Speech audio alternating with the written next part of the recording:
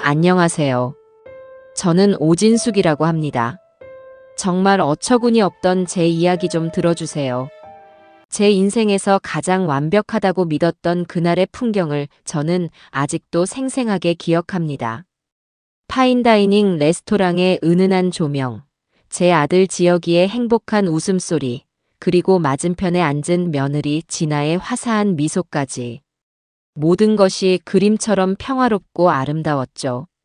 저는 그 그림이 곧 산산조각날 조각품이라는 것을 미처 알지 못했습니다. 지혁아, 진아야. 결혼 5주년 진심으로 축하한다. 제 말에 아들 내외는 기다렸다는 듯 환하게 웃으며 고개를 숙였습니다. 저는 제 앞에 놓인 와인잔을 들어올리며 말을 이었어요. 너희 둘이 결혼해서 알콩달콩 사는 모습을 보는 게 내 가장 큰 기쁨이란다. 그래서 너희의 앞날을 응원하는 마음으로 작은 선물을 하나 준비했어. 제법 무게가 나가는 서류 봉투를 테이블 위로 밀자 지혁이의 눈이 동그래졌습니다. 그 녀석은 어릴 때부터 감정을 숨기는 법이 없었죠. 궁금함과 기대감이 얼굴에 고스란히 드러나는 모습이 참 순박해서 좋으면서도 한편으로는 저렇게 세상 물정 몰라서 어쩌나 걱정이 되기도 했습니다. 어머니, 이게 뭐예요? 이렇게 두툼한 걸 보니 왠지 긴장되는데요. 지혁이가 농담을 던지며 봉투를 집어들었습니다. 옆에서 진아는 우아한 미소를 띤 채 아무 말 없이 남편의 행동을 지켜보고 있었죠. 그 침묵이 오히려 더 많은 것을 기대하고 있다는 아우성처럼 느껴진 건 왜였을까요? 봉투를 열어본 지혁이의 표정은 그야말로 충격 그 자체였습니다. 입을 살짝 벌린 채 눈만 몇 번이고 깜빡이며 서류와 제 얼굴을 번갈아 쳐다보더군요. 어머니, 이게 정말이에요? 강남에 있는 그 빌딩 이걸 저희한테 주신다고요? 목소리가 가늘게 떨리고 있었습니다. 520억. 제 평생의 노력이 깃든 자산 중 하나이자 알짜배기 수입을 안겨주는 효자 같은 건물이었죠. 그걸 하나뿐인 아들 내외에게 증여하기로 마음먹었을 때 주변에서는 모두 저를 말렸습니다. 아직 젊은 애들한테 너무 큰 재산을 안겨주면 독이 될 수 있다고요. 하지만 저는 제 자식을 믿었고 며느리 또한 변호사 집안의 딸로 교양 있고 현명해 보였기에 괜찮을 거라 생각했습니다. 자식의 미래를 단단하게 만들어주는 것, 그게 부모의 마지막 역할 아니겠어요. 그래. 이제 너희도 어엿한 가정을 이뤘으니 경제적으로도 더는 걱정 없이 단단한 기반 위에서 살았으면 하는 게 내 바람이다. 어머니, 이걸 저희가 어떻게 받아요? 너무 과분한 선물이에요. 어머니, 정말 감사합니다. 정말. 지혁이는 끝내 눈시울을 붉히며 말을 잇지 못했습니다. 그 모습을 보니 제 마음도 뭉클해졌어요. 제 진심이 아이에게 온전히 전해진 것 같아 뿌듯했죠. 그때 조용히 있던 며느리 진아가 손수건으로 눈가를 살며시 찍어내며 입을 열었습니다. 어머님, 정말 감사합니다. 어머님의 이 깊고 넓으신 뜻, 평생 가슴에 새기고 지혁 씨랑 더 행복하게, 더 열심히 살겠습니다. 정말 꿈만 같아요. 진아의 눈물은 참 예뻤습니다. 너무 과하지도 부족하지도 않게 딱 감동한 며느리의 모습을 연출하기에 적절한 타이밍에 흘러내렸죠. 그런데 이상하게도 그 눈물이 제 마음에는 조금도 와닿지 않았습니다. 오히려 잘 짜인 연극의 한 장면처럼 어딘지 모르게 계산된 느낌을 지울 수가 없었어요. 기쁨의 눈물이라기엔 너무나 침착하고 아름다웠기 때문일까요? 저는 애써 그 위화감을 지우며 진아의 손을 잡아주었습니다. 그래, 너희만 행복하면 나는 더 바랄 게 없다. 그렇게 제 인생 가장 완벽했던 날의 식사는 화기애애하게 마무리되는 듯 했습니다. 디저트로 나온 케이크를 앞에 두고 앞으로의 계획에 대해 이야기꽃을 피우기 시작했을 때였죠. 제가 무심코 한마디를 던졌습니다. 그 건물에 오래된 가게들이 좀 있단다. 특히 1층 코너에 있는 떡집은 내가 사업을 처음 시작할 때부터 인연을 맺어온 아주 고마운 곳이야. 사장님 내외도 참 좋으신 분들이니 너희가 주인이 되더라도 잘 챙겨드리렴. 그건 단순한 부탁이 아니었습니다. 재산을 물려주면서 그 안에 깃든 저의 역사와 철학까지 함께 이해해 주길 바라는 마음이었죠. 돈의 액수보다 그 돈을 쌓아 올리기까지 함께했던 사람들과의 인연이 더 소중하다는 것을 제 아들만큼은 알아주길 바랐습니다. 지혁이는 당연하다는 듯 고개를 끄덕였어요. 그럼요, 어머니. 어머니와 인연이 깊은 곳이라면 저희가 더 잘 챙겨야죠. 걱정 마세요. 문제는 며느리 진아의 반응이었습니다. 그녀는 잠시 포크질을 멈추고 저를 똑바로 쳐다보며 말하더군요. 그 목소리는 방금 전까지 눈물을 글썽이던 사람이라고는 믿기 어려울 만큼 차분하고 단호했습니다. 네, 어머님. 마음은 정말 감사해요. 그런데 어머님, 이제 그 빌딩은 저희 소유가 된 거잖아요.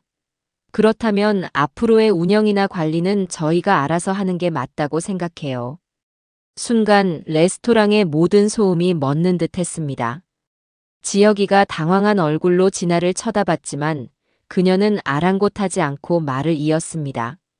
요즘 강남 상권 트렌드에 맞게 대대적인 리모델링도 필요하고요.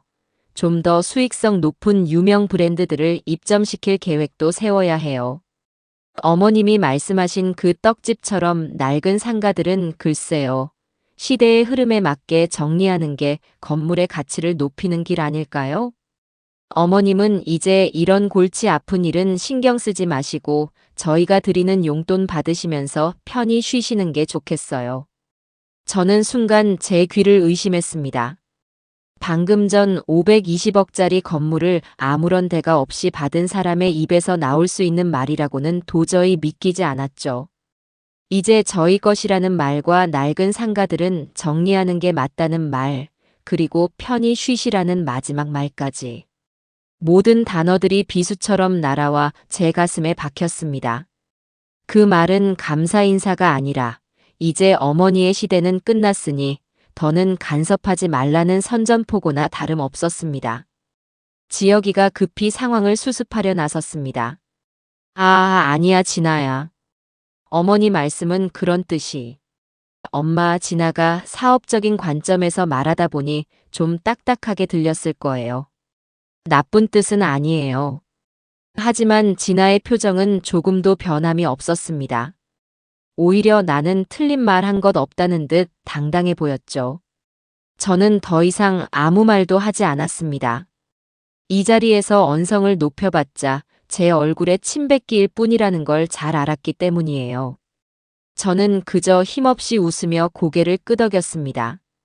그래, 니들 생각이 그렇다면 알아서 하렴. 그날 집으로 돌아오는 내내 저는 깊은 생각에 잠겼습니다. 제가 너무 섣부른 결정을 한 것은 아닐까? 자식의 미래를 위한다는 명목으로 아직 검증되지 않은 아이들에게 너무 큰 힘을 쥐어준 것은 아닐까? 하지만 이미 증여 서류에 도장을 찍은 후였고 되돌리기엔 너무 늦었다고 생각했죠.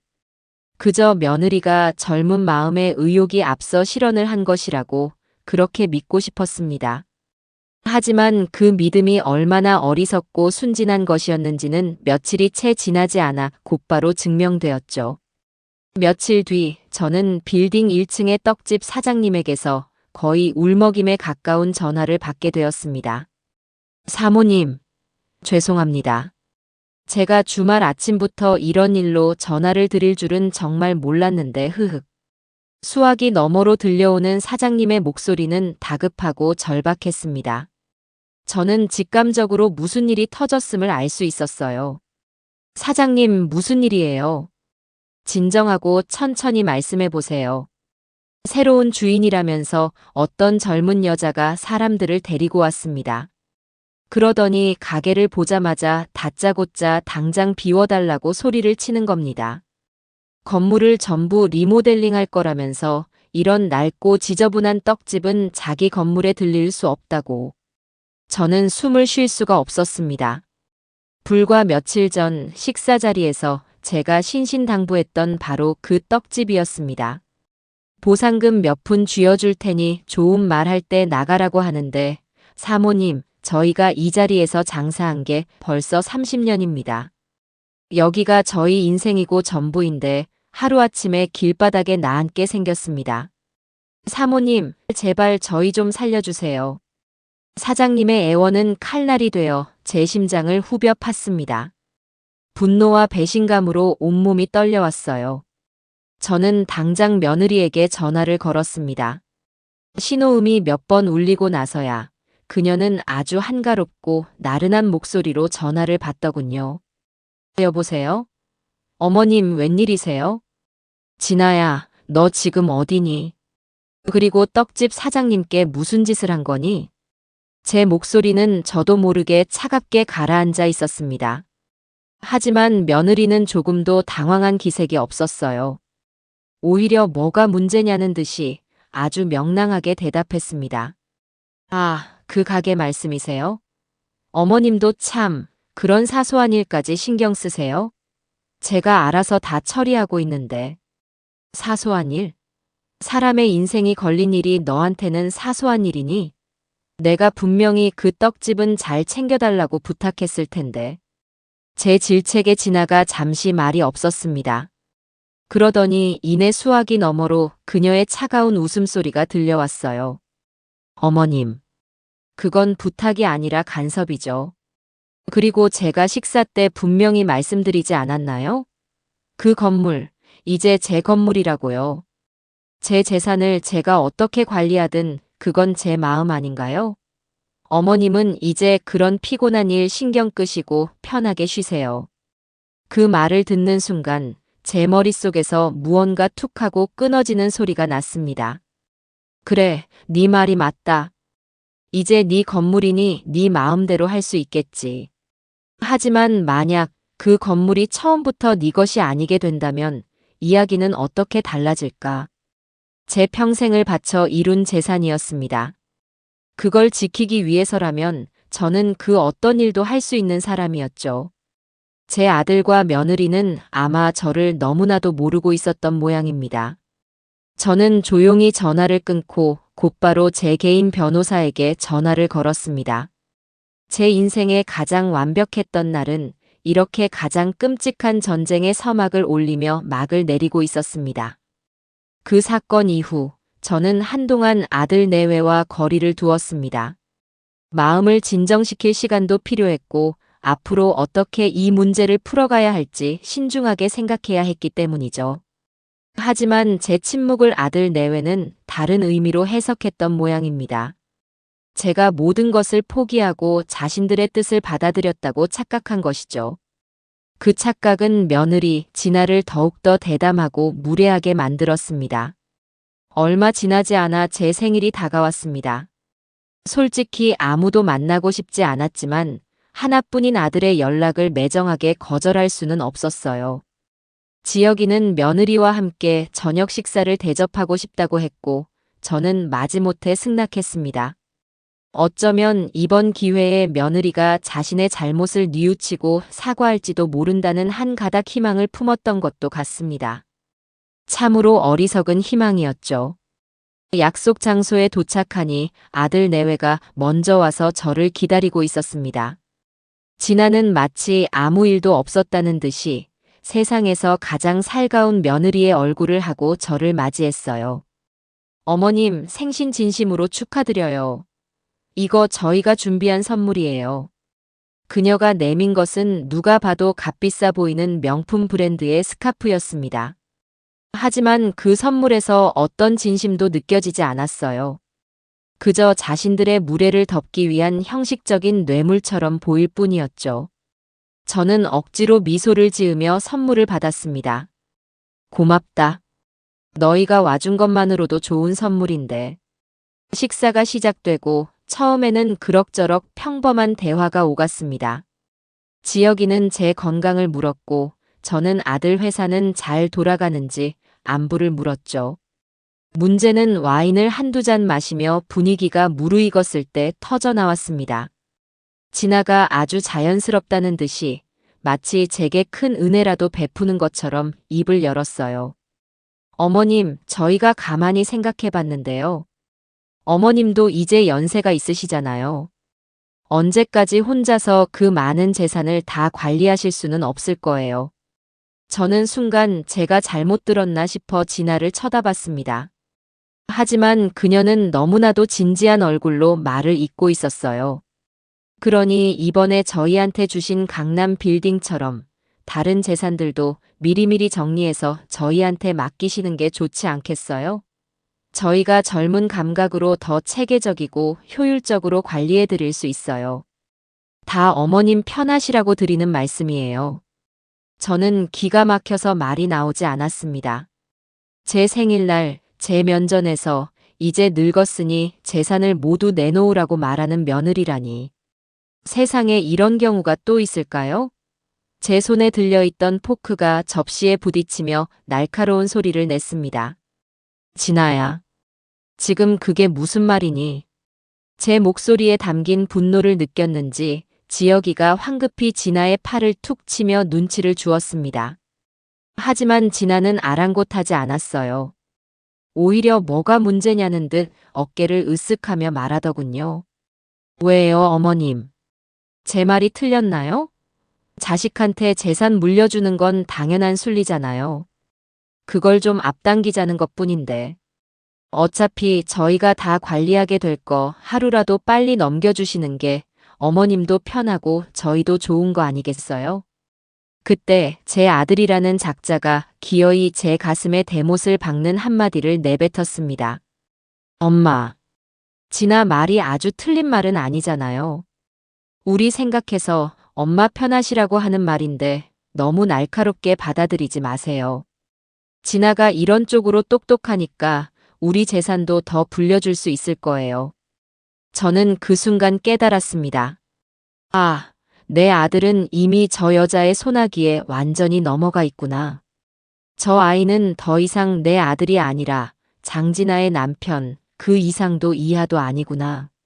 아들의 어리석음과 며느리의 탐욕에 대한 실망감이 파도처럼 밀려와 저를 덮쳤습니다. 더 이상 이 자리에서 말을 섞는 것은 무의미했습니다. 저는 자리에서 조용히 일어났습니다. 지혁이가 당황하며 저를 불렀지만 저는 뒤도 돌아보지 않았어요. 너희가 주는 생일 선물 아주 잘 받았다. 평생 잊지 못할 게다. 그 한마디를 남기고 레스토랑을 나왔습니다. 차가운 밤 공기가 제 뺨을 스쳤지만 제 마음속에서 타오르는 불길을 식히기에는 역부족이었죠. 집으로 돌아온 저는 뜬 눈으로 밤을 지새웠습니다. 그리고 결심했습니다. 이대로 당하고만 있을 수는 없다고요. 다음 날 아침, 저는 평생 제 곁에서 저를 묵묵히 도와준 최 비서를 집으로 불렀습니다. 최 비서는 제 사업 초기부터 함께 해온 저에게는 가족이나 다름없는 사람이었죠. 최 비서, 부탁할 게 있네. 최 비서는 제 굳은 표정을 보고는 말없이 고개만 끄덕였습니다. 제가 어떤 말을 할지 이미 짐작하고 있다는 듯한 눈치였어요. 내 며느리 장진아라는 아이에 대해 좀 알아봐 주게. 그 아이의 과거, 집안 사정, 주변 관계까지. 알아낼 수 있는 건 전부 다 아주 샅샅이. 회장님, 그 아이는 보통 내기가 아니야. 내 아들을 등에 업고 우리 집안을 통째로 삼키려는 뱀 같은 아이야. 그 뱀의 독 이빨을 뽑아버리려면 먼저 그 뱀이 어디서 왔고 무엇으로 만들어졌는지부터 알아야 하지 않겠나. 제 말에 최 비서는 더 이상 아무것도 묻지 않고 굳은 표정으로 대답했습니다. 알겠습니다, 회장님. 제 모든 힘을 다해서 알아보겠습니다. 최 비서가 돌아가고 저는 홀로 서재에 앉아 창밖을 바라보았습니다. 이제 주사위는 던져졌습니다. 이것은 단순한 고부 갈등이 아니었어요. 제 평생을 걸고 지켜온 모든 것을 빼앗으려는 자와 그것을 지키려는 자의 싸움이었죠. 그리고 저는 이 싸움에서 절대로 질 생각이 없었습니다. 며느리에게는 미안한 말이지만 그녀는 상대를 한참 잘못 골라도 너무 잘못 골랐습니다. 제가 어떤 사람인지 이제부터 뼈저리게 느끼게 해줄 생각이었으니까요. 최 비서가 며느리의 뒷조사를 시작하고 얼마 지나지 않아 저는 또 한 번 기가 막힌 소식을 접하게 되었습니다. 이번에도 역시 빌딩의 임차인을 통해서였죠. 이번에는 2층에서 작은 출판사를 운영하는 박 사장이었습니다. 그는 저와는 막역한 사이로 오랫동안 제 건물을 지켜온 터줏대감 같은 사람이었죠. 회장님, 혹시 아십니까? 건물 이름이 바뀐다는 소문이 파다합니다. 건물 이름이요? 그게 무슨 소리예요? 새로운 사모님이 자기 이름을 따서 진아 타워로 바꾼다고 공공연하게 이야기하고 다닙니다. 벌써 간판 디자인 업체까지 불러서 견적을 받아갔다더군요. 저는 순간 망치로 머리를 한 대 맞은 듯한 충격을 받았습니다. 저와 상의는커녕 귀띔조차 없이 건물 이름을 바꾸려 하다니요. 그 건물은 제 아버지의 함자에서 한 글자를 따서 지은 저에게는 아주 의미가 깊은 곳이었습니다. 저의 역사가 담긴 그곳을 고작 몇 푼짜리 명품처럼 자신의 이름으로 치장하려 한다는 사실에 참을 수 없는 모멸감이 느껴졌습니다. 그뿐만이 아닙니다, 회장님. 저처럼 오래된 가게들은 전부 내보내고 1층부터 명품 샵이랑 고급 레스토랑을 들릴 거라고 합니다. 자기가 이 건물을 강남의 새로운 랜드마크로 만들겠다면서요.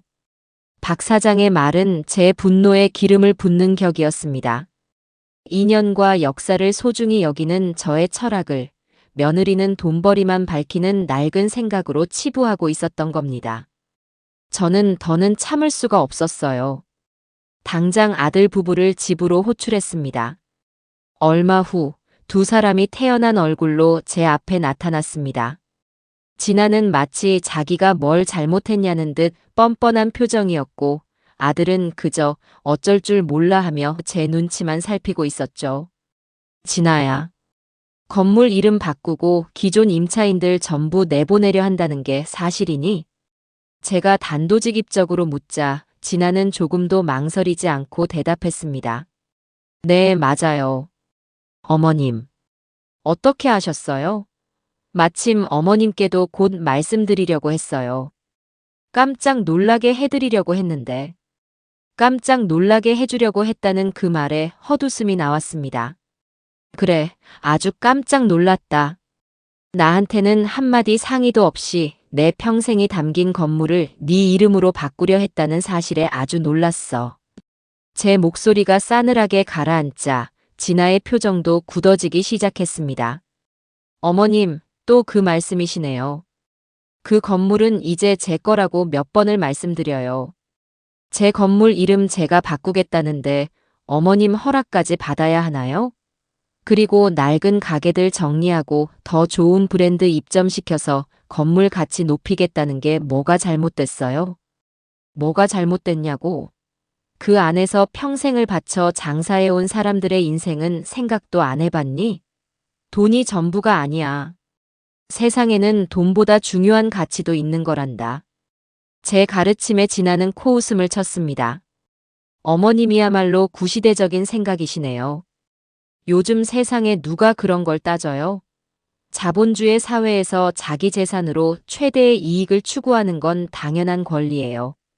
어머님처럼 인정에 얽매여서 돈 되는 기회 다 놓치니까 평생 그 자리인 거예요. 뭐? 평생 그 자리? 네.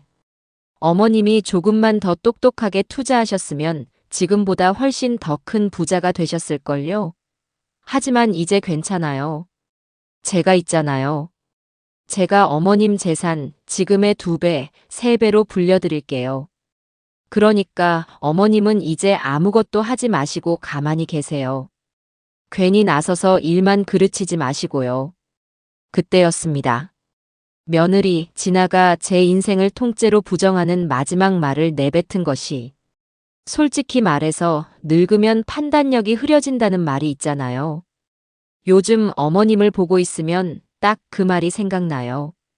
그 말을 듣는 순간 제 머릿속의 이성의 끈이 완전히 끊어져 버렸습니다. 제 평생을 바쳐 이룬 모든 것이 저 어린아이에게 송두리째 부정당하는 순간이었죠. 저는 자리에서 벌떡 일어나 진아의 뺨을 향해 손을 올렸습니다. 하지만 제 손이 그녀에게 닿기 직전 아들 지혁이가 제 앞을 막아섰습니다. 엄마, 참으세요. 진아가 뭘 그렇게 잘못했다고 애한테 손까지 대려고 하세요. 아들의 그 말이 진아의 그 어떤 막말보다 더 제 가슴을 후벼 팠습니다. 아, 나는 이제 이 집에서 완벽하게 혼자구나.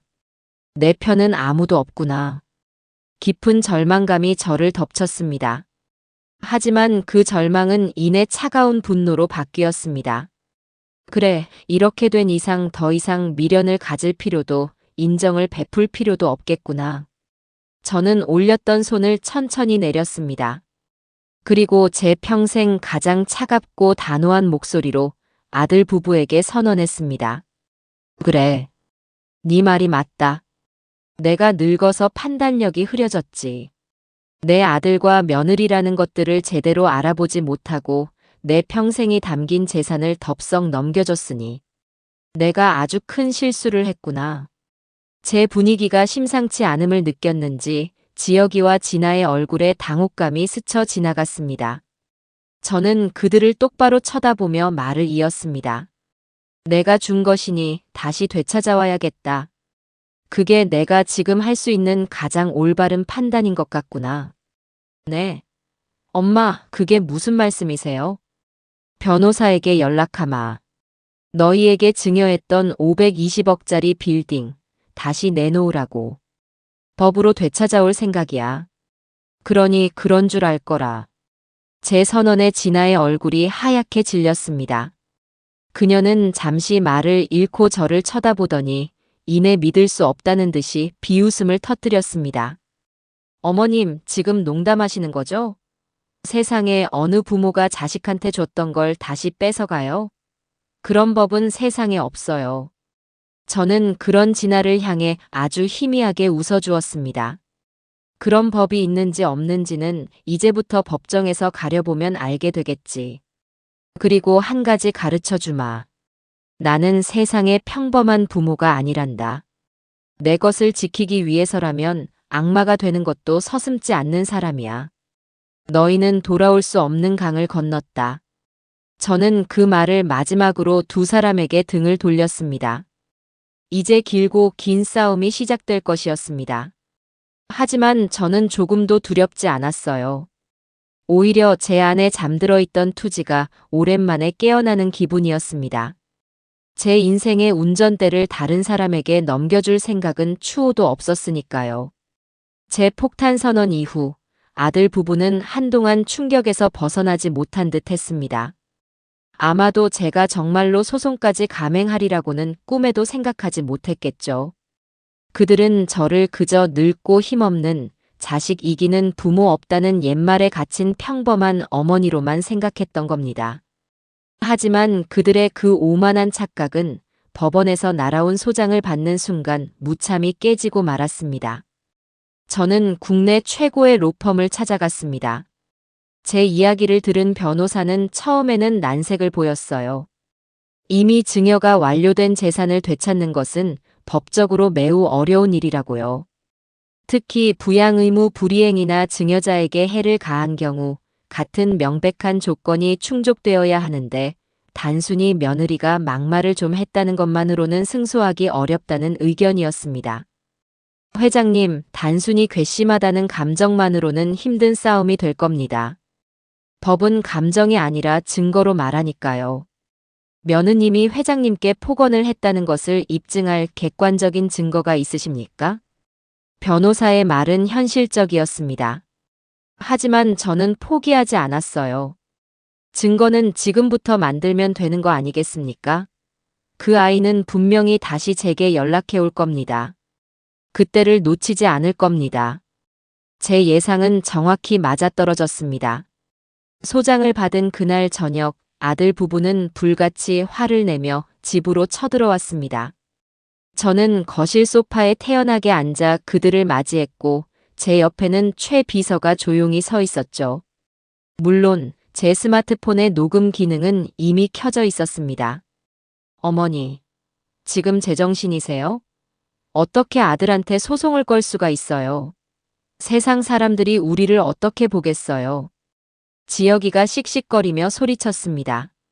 하지만 저는 아들이 아닌 그 뒤에 서 있는 며느리 진아를 똑바로 쳐다보며 말했어요.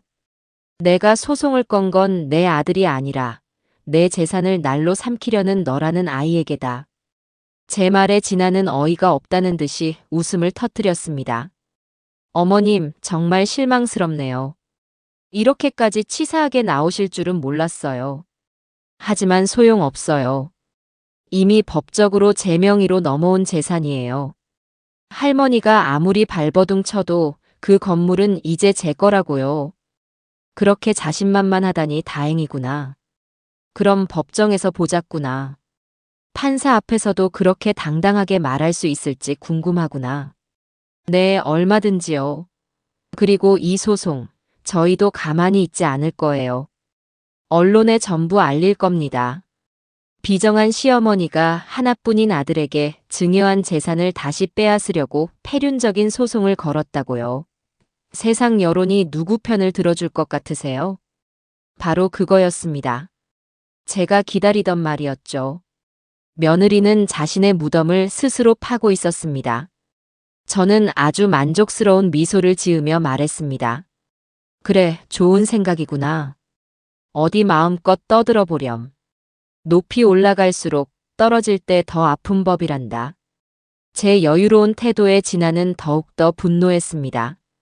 온갖 막말과 저주를 퍼붓더군요. 저는 그 모든 말을 조용히 제 핸드폰에 담았습니다. 아들 부부가 폭풍처럼 집을 휩쓸고 나간 뒤 저는 최 비서에게 말했습니다. 최 비서, 아까 그 녹음 파일 변호사에게 바로 보내주게. 그리고 우리가 준비한 것도 이제 슬슬 세상에 내놓을 때가 된 것 같군. 며칠 뒤 며느리는 정말로 한 연예정보 프로그램과 인터뷰를 했습니다. 그녀는 카메라 앞에서 눈물을 흘리며 제가 얼마나 비정하고 탐욕스러운 시어머니인지를 열변을 토했죠. 저 때문에 아들과의 사이도 멀어졌고 정신적인 충격으로 고통받고 있다는 가증스러운 연기까지 펼쳤습니다.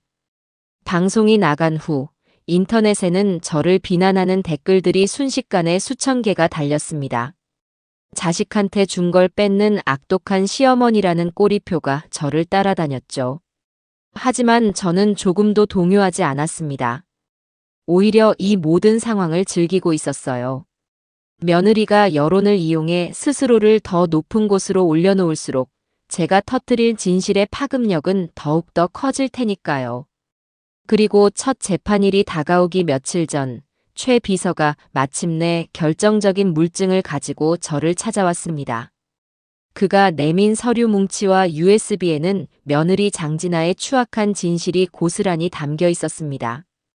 회장님, 예상대로였습니다.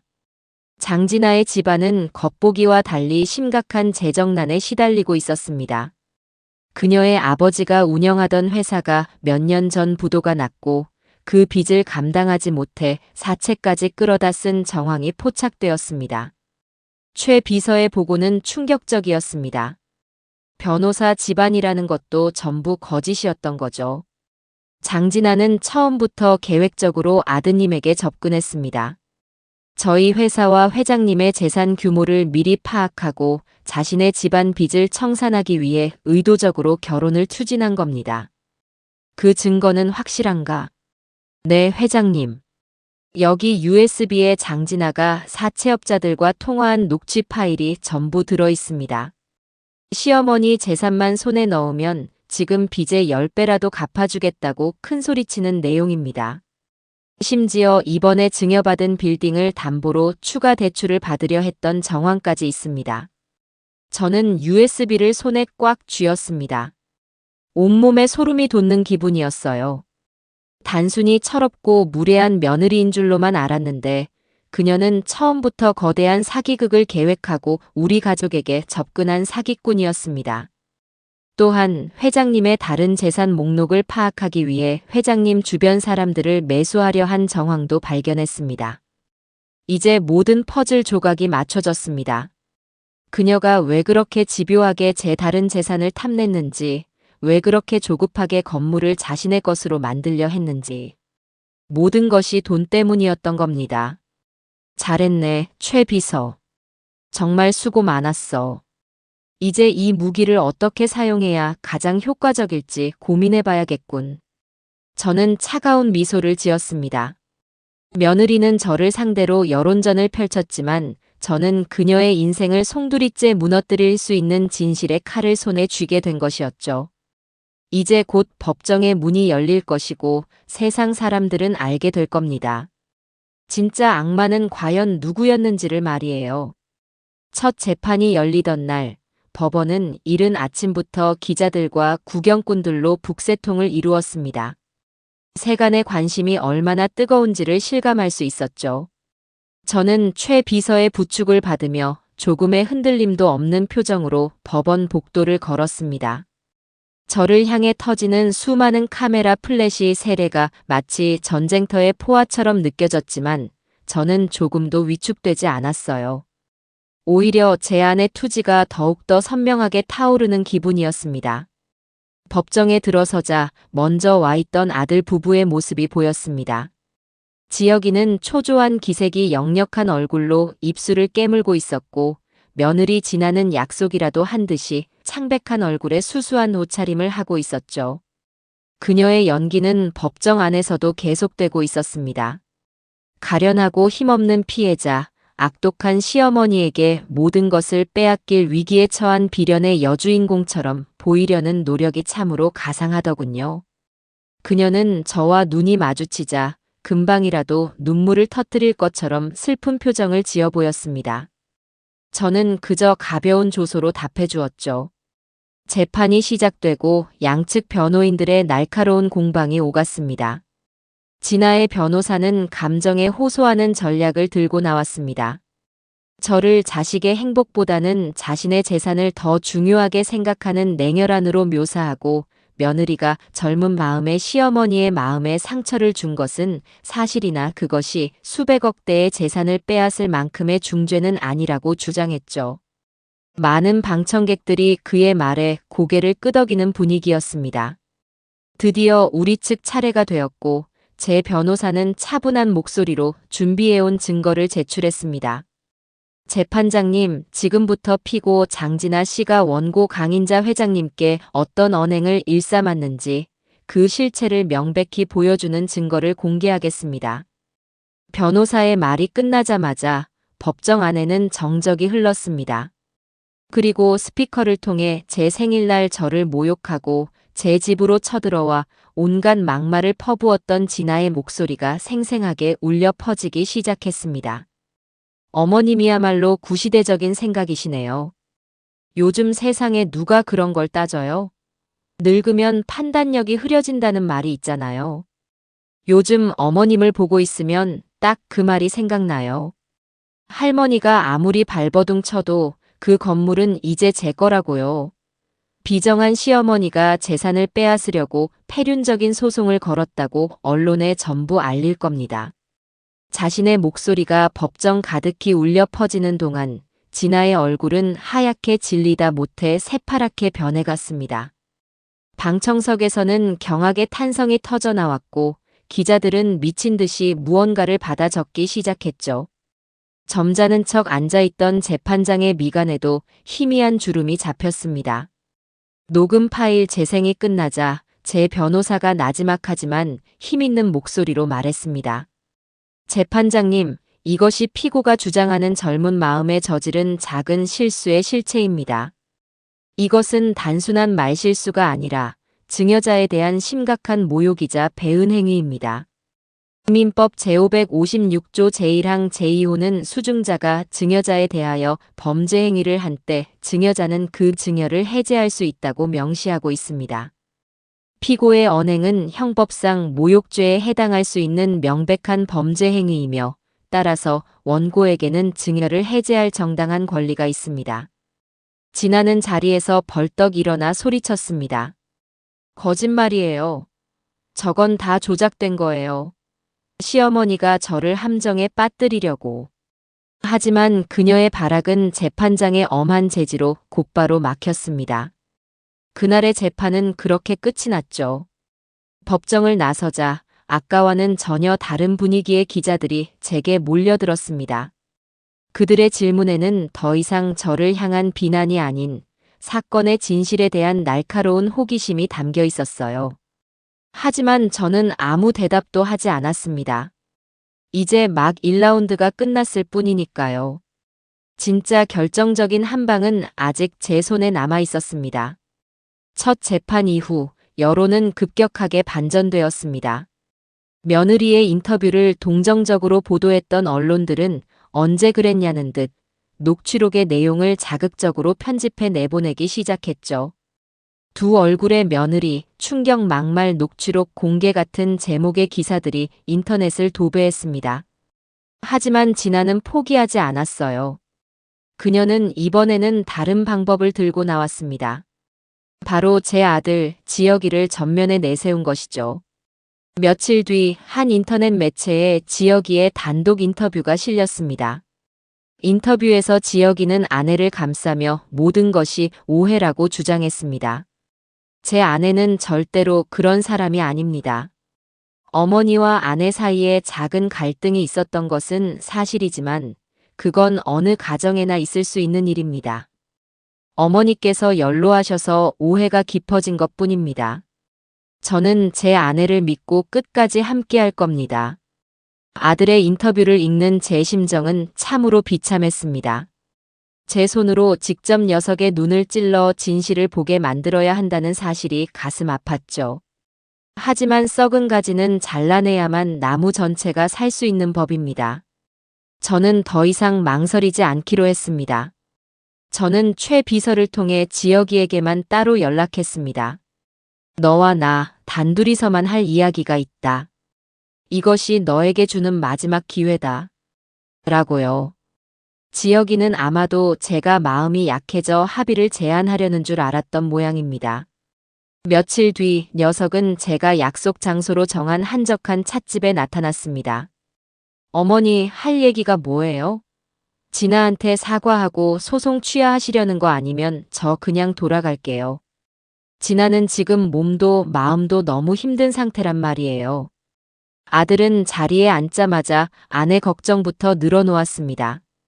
저는 아무 말 없이 최 비서가 준비해온 서류 뭉치와 노트북을 녀석의 앞에 놓아주었어요. 이게 뭐예요? 네가 그토록 믿고 사랑하는 아내 장진아라는 여자의 진짜 얼굴이다. 그러니 똑바로 보거라. 지혁이는 의심스러운 눈초리로 서류를 집어들었습니다. 서류에는 진아의 집안이 파산 직전이라는 사실, 그녀의 아버지가 변호사가 아니라 사기 전과가 있는 실업자라는 사실, 그리고 그들이 수십억의 사채 빚에 쫓기고 있다는 내용이 상세히 적혀 있었습니다. 거짓말, 이거 다 거짓말이죠? 어머니가 사람 시켜서 조작한 거죠? 장인어른은 명망 있는 변호사세요. 녀석은 현실을 부정하며 소리쳤습니다. 저는 그런 아들을 물끄러미 바라보며 노트북의 재생 버튼을 눌렀습니다. 노트북 스피커에서는 낯선 남자와 대화하는 진아의 목소리가 흘러나왔습니다. 그러니까 걱정 마시고 조금만 더 기다려주세요, 김 사장님. 제가 시어머니 재산 목록 거의 다 파악했으니까. 이번에 받은 강남 빌딩 그거 말고도 성북동에 있는 저택이랑 제주도의 땅도 꽤 돼요. 그것들만 처분하면 사장님 빚 갚고도 남아요. 낯선 남자의 목소리가 이어졌습니다. 장진아 씨, 말만 번지르르하게 하고 시간 끄는 거 아니오? 우리도 더는 못 기다려주는데. 당신 아버지 빚이 얼만 줄이나 알아? 알아요. 아니까 지금 이렇게 하고 있잖아요. 그 늙은이 구슬리기만 하면 재산 넘겨주는 건 시간 문제예요. 아들인 남편은 이미 내 손바닥 안에 있고요. 그러니까 며칠만 더 시간을 주세요. 녹음 파일 재생이 끝나자 찻집 안에는 무거운 침묵만이 감돌았습니다. 지혁이의 얼굴은 하얗게 질려 있었습니다. 자신이 듣고 있는 것을 믿을 수 없다는 듯 녀석의 동공은 심하게 흔들리고 있었죠. 이게 뭐야? 네 아내가 너 몰래 사채업자들과 나눈 대화 내용이다.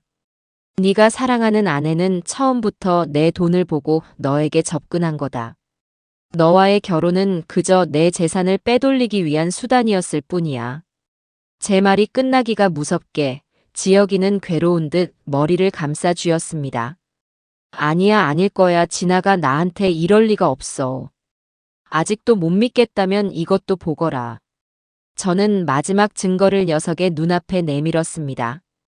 그것은 진아가 제 인감 도장을 위조해서 성북동 저택의 등기부등본을 떼어보려다 실패한 흔적이 담긴 서류였습니다. 명백한 사문서 위조 시도였죠.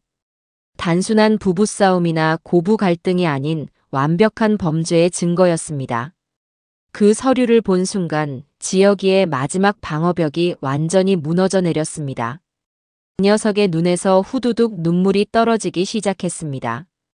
그 눈물은 슬픔이 아닌 자신의 어리석음에 대한 처절한 자책과 배신감에 대한 절망이었습니다. 제가 바보였어요, 어머니. 제가 쓰레기였어요. 그 녀석은 어린아이처럼 엉엉 울기 시작했습니다.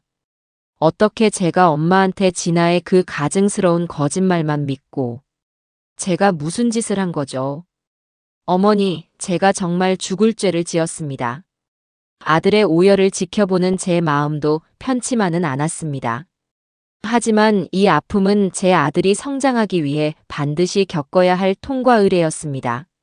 사랑과 현실을 구분하지 못하고 진실과 거짓을 꿰뚫어 보지 못한 대가였죠.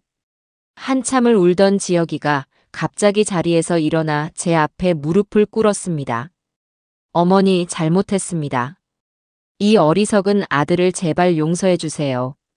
제가 법정에서 모든 진실을 증언하겠습니다.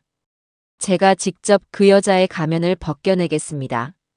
그러니 제발 저를 한 번만 용서해 주세요. 저는 무릎 꿇은 아들을 차가운 눈으로 내려다보았습니다. 그리고 한참 만에 입을 열었죠. 일어나거라, 아들아. 이제라도 진실을 마주했으니 아주 늦지는 않았다. 하지만 용서는 말로 구하는 것이 아니다. 네가 앞으로 어떻게 행동하고 어떻게 네 잘못을 책임지는지를 보고 판단할 것이다. 네 인생은 네가 책임져야 하는 것이야. 저는 그 말을 남기고 찻집을 나왔습니다. 이제 남은 것은 무너진 성의 잔해를 치우는 일뿐이었습니다. 전세는 완벽하게 역전되었고 저의 반격은 이제부터가 진짜 시작이었습니다. 두 번째 재판일이 되었습니다. 법정의 분위기는 첫 재판 때와는 사뭇 달랐죠. 방청석을 가득 메운 사람들의 눈에는 더 이상 가십거리를 찾는 호기심이 아닌 사건의 진실이 어떻게 밝혀질지에 대한 진지한 기대감이 서려 있었습니다. 며느리 진아는 여전히 창백한 얼굴로 피고인석에 앉아 있었지만 그녀의 눈빛에서는 초조함과 불안감을 감추지 못하는 기색이 역력했어요. 그리고 제 옆 증인석에는 며칠 전과는 완전히 다른 사람이 된 제 아들, 지혁이가 앉아 있었습니다. 굳게 담은 입술과 단호한 눈빛. 그 녀석은 더 이상 아내의 거짓말에 휘둘리던 어리석은 남편이 아니었습니다. 자신의 잘못을 바로잡기 위해 모든 것을 걸기로 결심한 한 남자의 얼굴을 하고 있었죠. 재판이 시작되고 제 변호사의 요청에 따라 지혁이가 증인으로 나섰습니다. 진아의 변호사가 먼저 그를 신문하기 시작했어요. 증인은 아내인 장진아 씨를 사랑하십니까? 사랑했었습니다. 지혁이의 단호한 대답에 법정안이 순간 술렁였습니다. 사랑한다가 아닌 사랑했었다는 과거형 대답이었으니까요. 진아의 얼굴이 눈에 띄게 굳어지는 것이 보였습니다. 그렇다면 증인은 지금 이 자리에 어머니의 강요에 의해 앉아 있는 것입니까? 어머니의 재산을 지키기 위해 사랑하는 아내에게 거짓 증언을 하려는 것입니까? 진아의 변호사는 지혁이를 아내를 배신한 페류나로 몰아가려는 듯 했습니다. 하지만 지혁이는 조금도 흔들리지 않고 변호사를 똑바로 쳐다보며 말했습니다. 아니요. 저는 제 어머니의 재산을 지키기 위해 이 자리에 온 것이 아닙니다. 저는 제 자신과 제 어리석음으로 인해 짓밟혔던 진실을 지키기 위해 이 자리에 섰습니다. 그리고 더 이상 저 같은 피해자가 나오지 않기를 바라는 마음으로 섰습니다. 그 말을 시작으로 지혁이는 지난 몇 년간 장진아가 자신과 저에게 어떤 거짓말을 해왔는지, 그녀가 얼마나 계획적으로 우리 가족에게 접근했는지를 담담하게 하지만 막힘없이 증언하기 시작했습니다. 그녀가 자신의 집안 배경을 어떻게 속였는지, 제 재산을 차지하기 위해 어떤 말들로 자신을 구슬렸는지, 그리고 마침내 제 인감 도장을 위조해 다른 재산까지 손에 넣으려 했다는 사실까지. 아들의 입에서 진실이 하나씩 터져 나올 때마다 진아의 얼굴은 점점 더 하얗게 질려갔습니다. 그녀는 계속해서 거짓말이야. 여보, 당신 지금 제정신이야? 라고 소리쳤지만 그 외침은 텅 빈 법정의 공기를 가르다 힘없이 사라질 뿐이었습니다. 결정타는 제 변호사가 재판부에 새로운 증거를 제출하면서 터져 나왔습니다. 바로 진아와 사채업자의 통화 녹취록과 그녀가 제 인감을 위조하려 했던 물증이었죠. 증거가 공개되는 순간 방청석에서는 거대한 탄식이 흘러나왔습니다. 상황은 이제 돌이킬 수 없었습니다. 진아는 단순한 민사소송의 피고가 아니라 사기 및 사문서 위조 혐의를 받는 범죄 피의자가 될 위기에 처한 겁니다. 재판이 끝나고 저는 지친 몸을 이끌고 법정을 나섰습니다. 그 순간 누군가 제 앞을 가로막더군요. 하얗게 센 머리, 깊게 팬 주름, 그리고 절망으로 가득 찬 눈동자. 진아의 부모였습니다.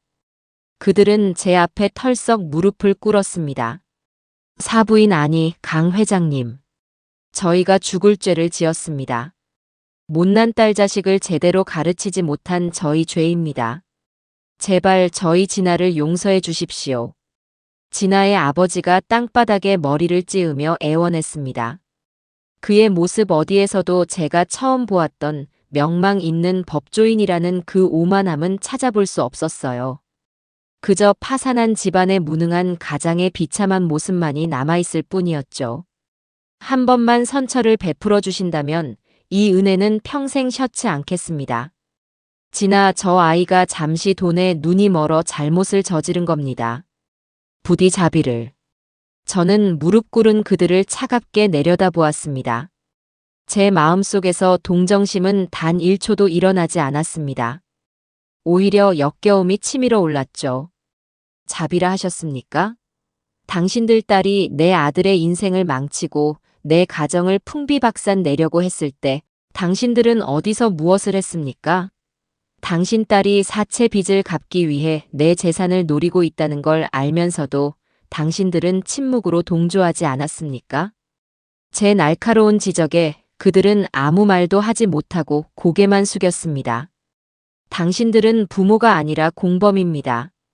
지금 당신들이 흘리는 눈물은 딸의 잘못에 대한 참회의 눈물이 아니라 마지막 동아줄이었던 내 재산을 놓치게 된 것에 대한 아쉬움의 눈물일 뿐이요. 그러니 더 이상 내 앞에서 그 더러운 눈물 보이지 마시오. 저는 차갑게 돌아섰습니다. 그리고 한 가지 더. 당신들 딸이 지금 이 지경이 된 것은 모두 자식 교육을 잘못 시킨 당신들 탓입니다. 그러니 당신들 딸의 죗값은 당신들이 함께 치르도록 하세요. 이것이 내가 당신들에게 베푸는 마지막 자비입니다. 그 말을 끝으로 저는 더 이상 뒤돌아보지 않고 걸어 나갔습니다. 제 등 뒤로 그들의 절규가 들려오는 듯 했지만 제 발걸음을 멈추지는 못했습니다. 무너진 성에는 더 이상 미련을 둘 필요가 없었으니까요. 길고 길었던 전쟁이 드디어 끝을 향해 가고 있었습니다. 마지막 재판이 열리고 판결이 내려지기까지는 그리 오랜 시간이 걸리지 않았습니다. 모든 증거가 너무나도 명백했기 때문이죠. 판사는 장엄한 목소리로 판결문을 읽어 내려갔습니다. 피고 장진아는 증여자인 원고 강인자에게 심각한 모욕과 배은행위를 저질렀으며 이는 증여 계약의 근간을 흔드는 중대한 사유에 해당한다. 따라서 원고 강인자가 피고에게 증여한 강남구 소재의 빌딩에 대한 증여 계약을 해제하고 피고는 해당 부동산의 소유권을 즉시 원고에게 이전하라. 땅, 땅, 땅. 의사봉 소리가 법정 안에 울려 퍼지는 순간 저는 조용히 눈을 감았습니다. 이겼다는 기쁨보다는 모든 것이 제자리로 돌아왔다는 안도감이 더 컸습니다. 며느리 지나는 판결을 듣고 그 자리에 주저앉아 실성한 사람처럼 울부짖었지만 그 모습을 동정하는 사람은 아무도 없었습니다. 그녀는 모든 것을 잃었습니다. 남편, 재산, 그리고 그녀가 그토록 지키고 싶어 했던 거짓된 명예까지도요. 거기에 더해 그녀는 재판 과정에서 드러난 사기 및 사문서 위조 혐의로 검찰에 고발되어 형사처벌까지 받게 되었습니다. 탐욕의 끝이 얼마나 비참한지를 스스로 증명해 보인 셈이죠. 소유권 이전을 마친 뒤 제가 가장 먼저 한 일은 빌딩의 이름을 다시 예전으로 되돌려 놓는 것이었습니다. 진아 타워라는 가증스러운 이름의 간판이 철거되고 제 아버지의 혼이 담긴 원래의 이름이 다시 제자리에 걸리던 날, 저는 비로소 마음의 평화를 되찾는 기분이었습니다. 그리고 저는 쫓겨날 뻔했던 임차인들을 모두 제 사무실로 불렀습니다. 떡집 사장님, 출판사를 운영하는 박 사장, 그리고 다른 모든 상인들이 불안한 얼굴로 제 앞에 앉아 있었죠. 저는 그들에게 따뜻한 차를 한 잔씩 건네며 말했습니다. 그동안 마음고생 많으셨습니다.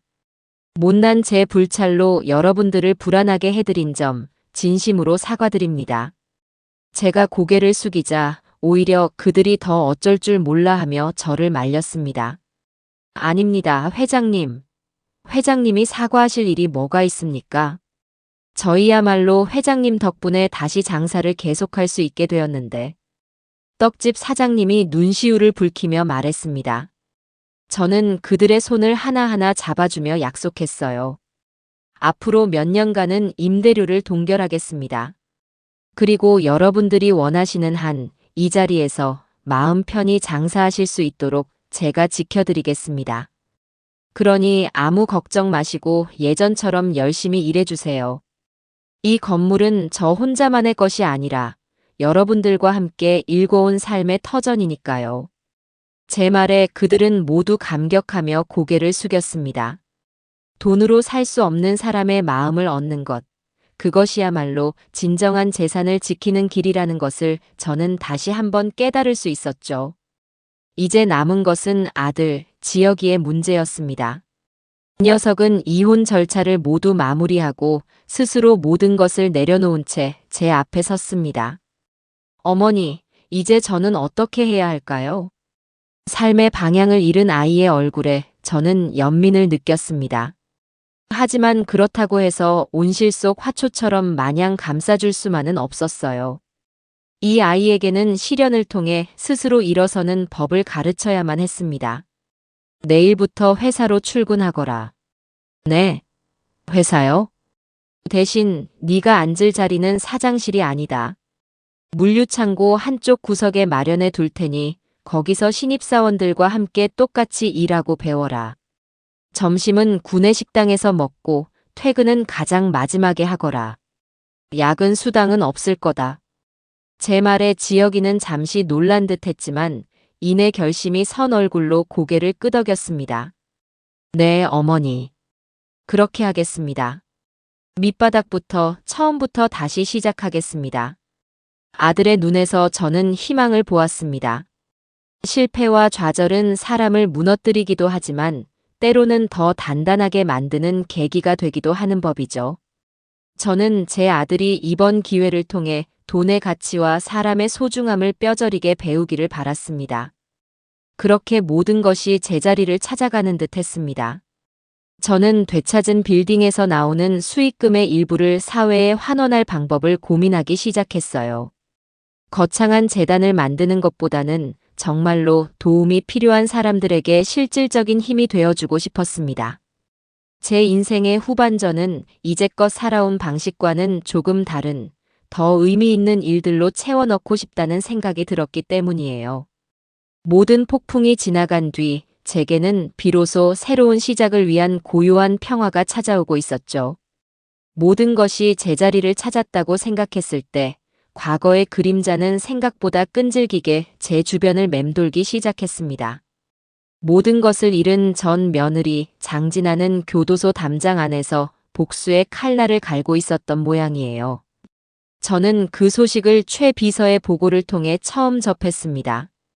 그는 평소답지 않게 아주 심각하고 우려 섞인 얼굴로 제 앞에 섰죠. 회장님, 드릴 말씀이 있습니다. 그의 표정에서 심상치 않은 일임을 직감했습니다.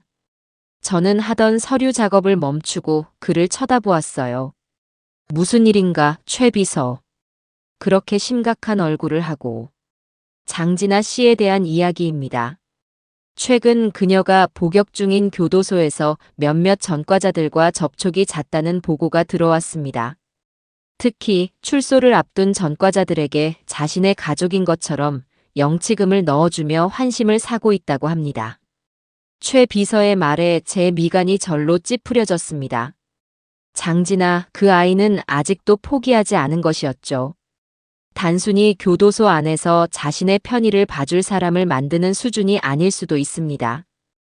회장님께 앙심을 품고 출소 후에 해코지를 하려는 계획일지도 모릅니다.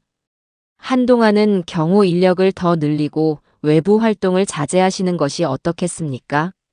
최 비서의 걱정 어린 조언에 저는 고개를 저었습니다. 아니, 그럴 필요 없네. 내가 평생을 어떻게 살아왔는지 잊었나, 최 비서? 나는 어둠 속에 숨어 지내는 사람이 아니야. 오히려 잘 됐어. 뱀이 제 발로 굴 밖으로 나오겠다는데 굳이 숨을 필요가 뭐 있겠나. 밖으로 기어 나와야 그 목을 정확히 칠 수 있는 법이지. 제 단호한 태도에 최 비서는 더 이상 아무 말도 하지 못하고 물러났습니다. 저는 창밖을 내다보며 쓴웃음을 지었어요. 진아, 그 아이는 아직도 저를 너무 모르고 있었습니다. 저 강인자는 위협에 움츠러드는 사람이 아니라 그 위협을 역으로 이용해 판을 짜는 사람이라는 것을요. 아니나 다를까 며느리의 첫 번째 공격은 제가 전혀 예상치 못한 방향에서 들어왔습니다. 어느 날 아침 회사로 출근하자마자 세무서에서 나왔다는 사람들이 제 사무실을 점령하고 있었어요. 그들은 아주 고압적인 태도로 제게 통보했습니다. 강인자 씨 맞으십니까? 당신의 회사에 대한 탈세 제보가 접수되어 특별 세무조사를 실시하러 나왔습니다. 익명의 제보. 하지만 그 제보자가 누구인지는 묻지 않아도 뻔했죠. 장진아, 그녀가 교도소 안에서 손을 쓴 것이 분명했습니다. 돈으로 저를 무너뜨릴 수 없으니 법과 제도를 이용해 제 명예에 흠집을 내고 사업을 흔들려는 속셈이었어요. 직원들은 모두 불안한 얼굴로 제 눈치만 살피고 있었어요. 저는 조금도 당황하지 않았습니다. 오히려 그들을 향해 온화하게 미소 지으며 말했죠. 어서 오십시오. 멀리까지 오시느라 고생 많으셨습니다. 제보 내용이 구체적으로 무엇인지는 모르겠습니다만 저희 회사는 단 한 번도 법을 어기면서 사업을 한 적이 없습니다. 그러니 숨길 것도 감출 것도 없습니다. 필요한 자료가 있다면 무엇이든 협조해 드리겠습니다. 제 당당한 태도에 오히려 세무조사관들이 당황하는 눈치였습니다. 저는 곧바로 회계팀에 지시하여 지난 10수년간의 모든 장부와 거래 내역을 조금도 숨김없이 제출하도록 했습니다. 조사는 며칠에 걸쳐 아주 강도 높게 진행되었어요. 조사관들은 마치 숨겨진 보물이라도 찾는 것처럼 장부 하나하나를 샅샅이 뒤졌습니다. 그 모습을 지켜보며 저는 속으로 혀를 찼습니다. 진아야, 네가 쓸 수 있는 카드가 고작 이런 것뿐이라니. 참으로 어리석고 가련하구나. 돈의 흐름이라는 것은 정직함이라는 댐으로 막아놓지 않으면 언젠가는 반드시 터져 나오게 되어 있단다. 나는 평생 그 댐을 싸는 일에 내 모든 것을 걸어왔다. 네가 던진 작은 돌멩이 하나에 무너질 만큼 허술한 댐이 아니란 말이다.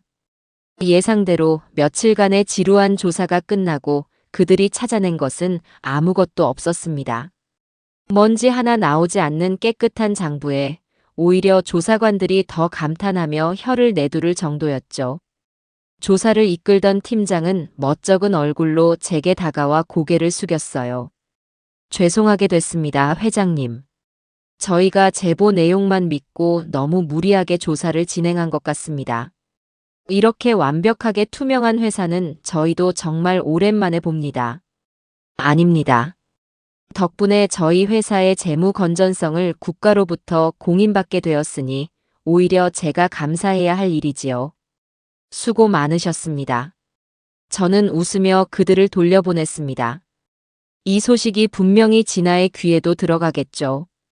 그녀의 첫 번째 복수는 이렇게 아무런 상처도 남기지 못한 채 허무하게 실패로 돌아갔습니다. 하지만 저는 알고 있었습니다.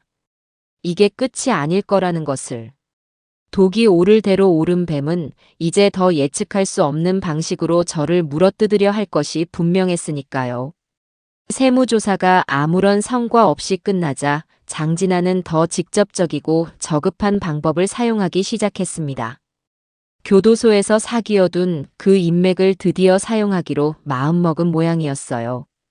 그날은 제가 오랜만에 야근을 하고 평소보다 늦은 시간에 퇴근하던 길이었습니다. 텅 빈 지하 주차장의 싸늘한 공기가 유난히 스산하게 느껴지는 밤이었죠. 제 차로 다가가 막 문을 열려고 할 때였습니다.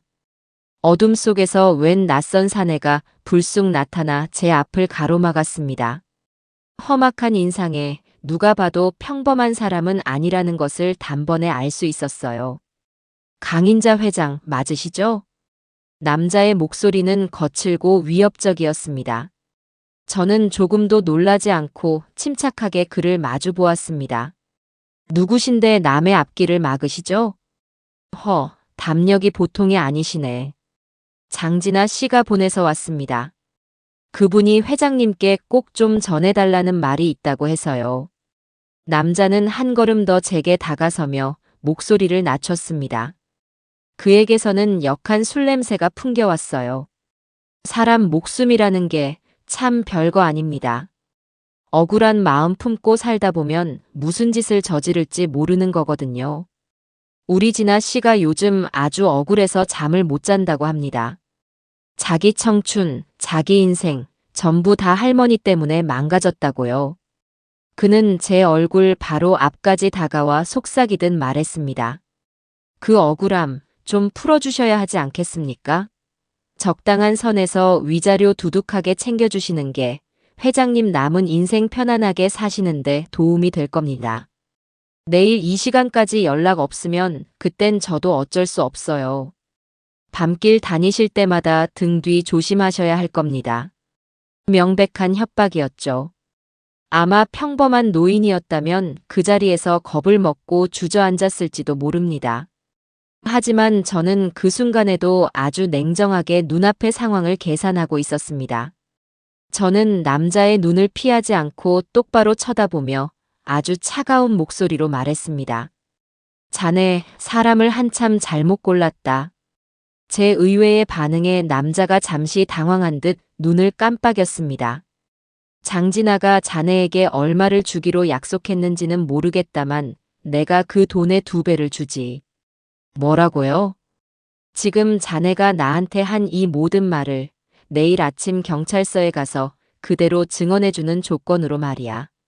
협박 교사죄, 아마 죄질이 나빠서 장진아는 지금보다 몇 년은 교도소에서 더 썩게 되겠지. 자네는 증언의 대가로 돈을 받고 감형도 받을 수 있을 테니 서로 좋은 거래 아닌가. 제 제안에 남자의 얼굴이 새하얗게 질렸습니다. 그가 무어라 반박하려 입을 여는 순간 제 뒤쪽에서 그림자처럼 조용히 다가온 최 비서가 그의 양팔을 순식간에 제압했습니다.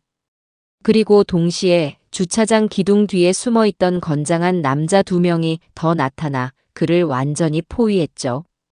그리고 참고로 말해주자면 자네와 내가 나눈 이 대화는 처음부터 끝까지 전부 녹화되고 있었단다.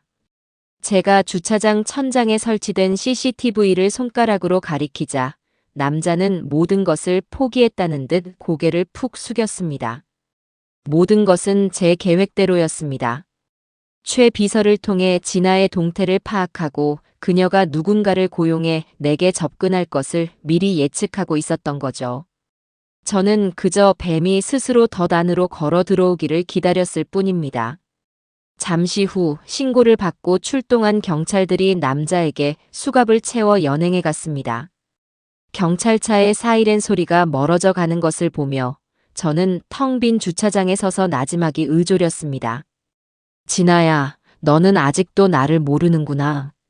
나는 위협에 굴복하는 사람이 아니라 그 위협을 밟고 더 높은 곳으로 올라서는 사람이란다. 그녀의 어리석은 복수극은 오히려 그녀 자신의 목에 더 단단한 올가미를 채우는 결과만을 낳았을 뿐이었습니다. 장진아의 그림자가 제 주변을 맴도는 동안에도 제 아들 지혁이는 묵묵히 자신의 죗값을 치르고 있었습니다. 그 녀석은 제가 지시한 대로 매일 아침 회사 물류창고로 출근해서 가장 먼저 불을 켰고 가장 마지막에 불을 끄고 퇴근했죠.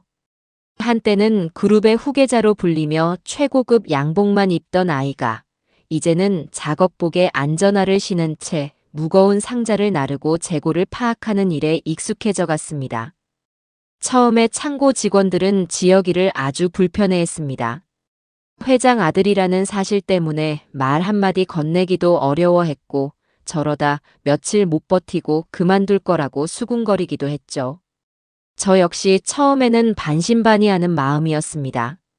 과연 저 온실 속 화초 같던 아이가 거친 창고 일을 버텨낼 수 있을까 하고요. 하지만 지혁이는 제 생각보다 훨씬 더 단단한 아이였습니다. 그 녀석은 단 한 번도 불평하거나 힘든 내색을 하지 않았습니다. 오히려 누구보다 더 열심히 굳은 일도 마다하지 않고 묵묵히 제 할 일을 해냈죠. 무거운 짐을 옮길 때는 가장 먼저 나섰고 헷갈리는 재고 정리는 밤을 새워서라도 완벽하게 끝마쳤습니다. 그런 지혁이의 모습에 처음 그를 경계하던 직원들의 마음도 조금씩 열리기 시작했습니다. 그들은 더 이상 지혁이를 회장 아들이 아닌 함께 땀 흘리는 동료로 받아들여 주었죠. 특히 수십 년간 물류창고를 지켜온 호랑이 같기로 소문난 박 부장은 저를 찾아와 이런 말을 하기도 했습니다. 회장님, 솔직히 말씀드려서 처음에는 도련님을 못마땅하게 생각했습니다. 그저 잠깐 고생하는 척하다가 제자리로 돌아갈 낙하산이라고 생각했죠.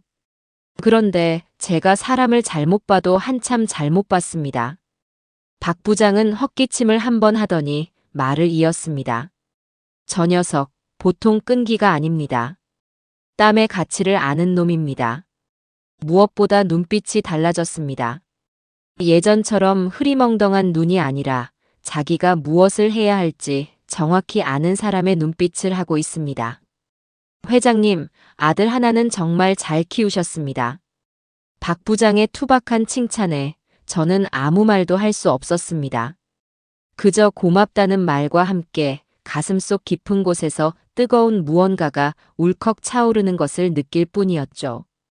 그렇게 몇 달이 흐르고 지혁이가 첫 월급을 받던 날이었습니다. 그날 저녁 녀석은 퇴근길에 집으로 들렀더군요. 저녁 식사를 함께 하는데 지혁이는 무언가 할 말이 있는 사람처럼 몇 번이나 쭈뼛거렸습니다. 왜 그러니? 할 말 있으면 하거라. 제 말에 녀석은 주머니에서 작은 쇼핑백 하나를 조심스럽게 꺼내 제게 내밀었습니다.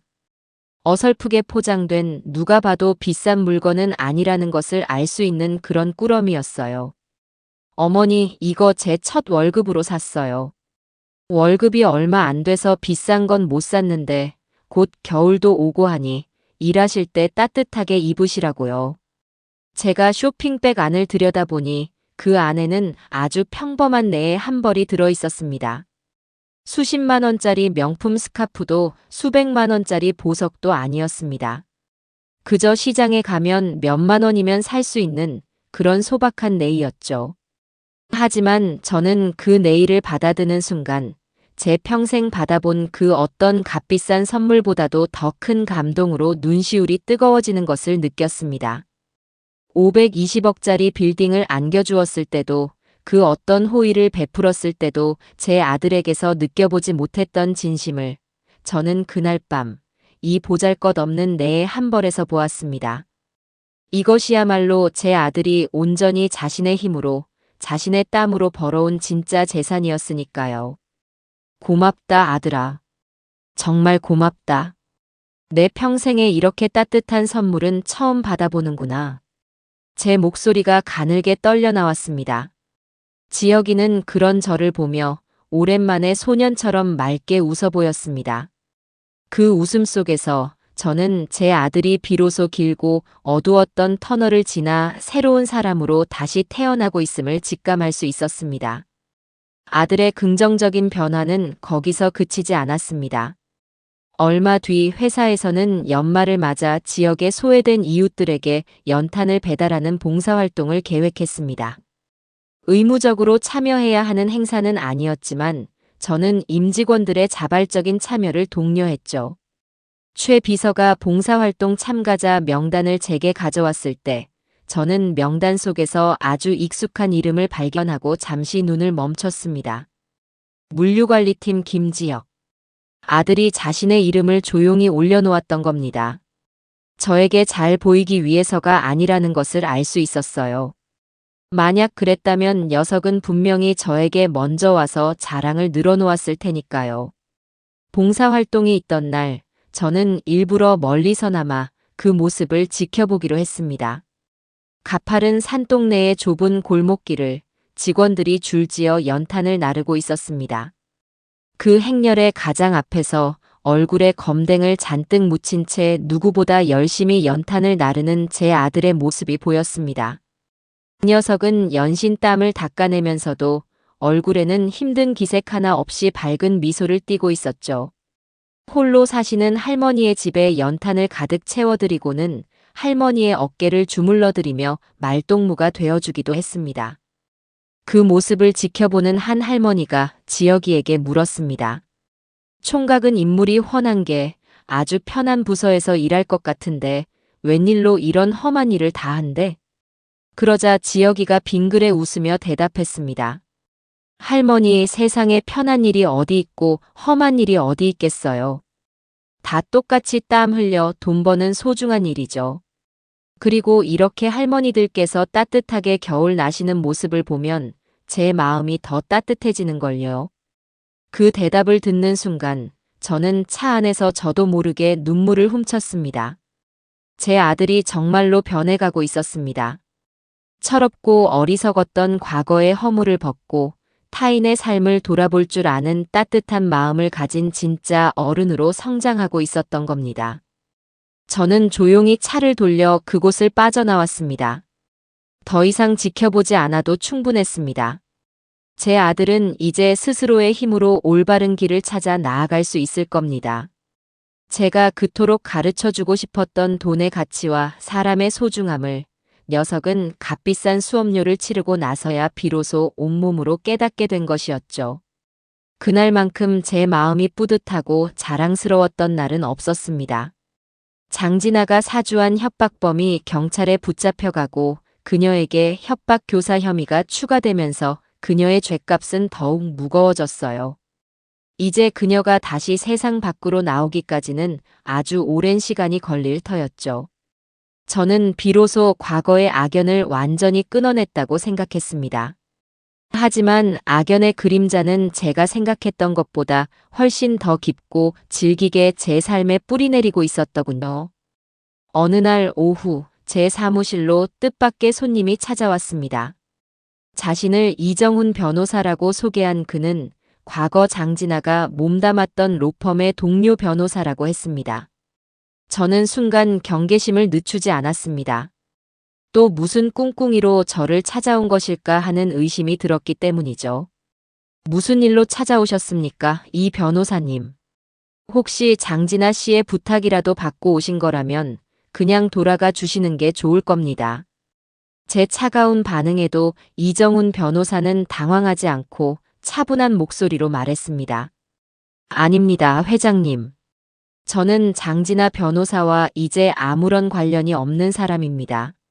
오히려 그녀 때문에 제 양심이 오랫동안 무거운 짐을 지고 있었고 그 짐을 이제라도 내려놓고 싶어 회장님을 찾아온 겁니다. 그의 진지한 눈빛에 저는 일단 그의 이야기를 들어보기로 했습니다. 그가 털어놓은 이야기는 실로 충격적이었습니다.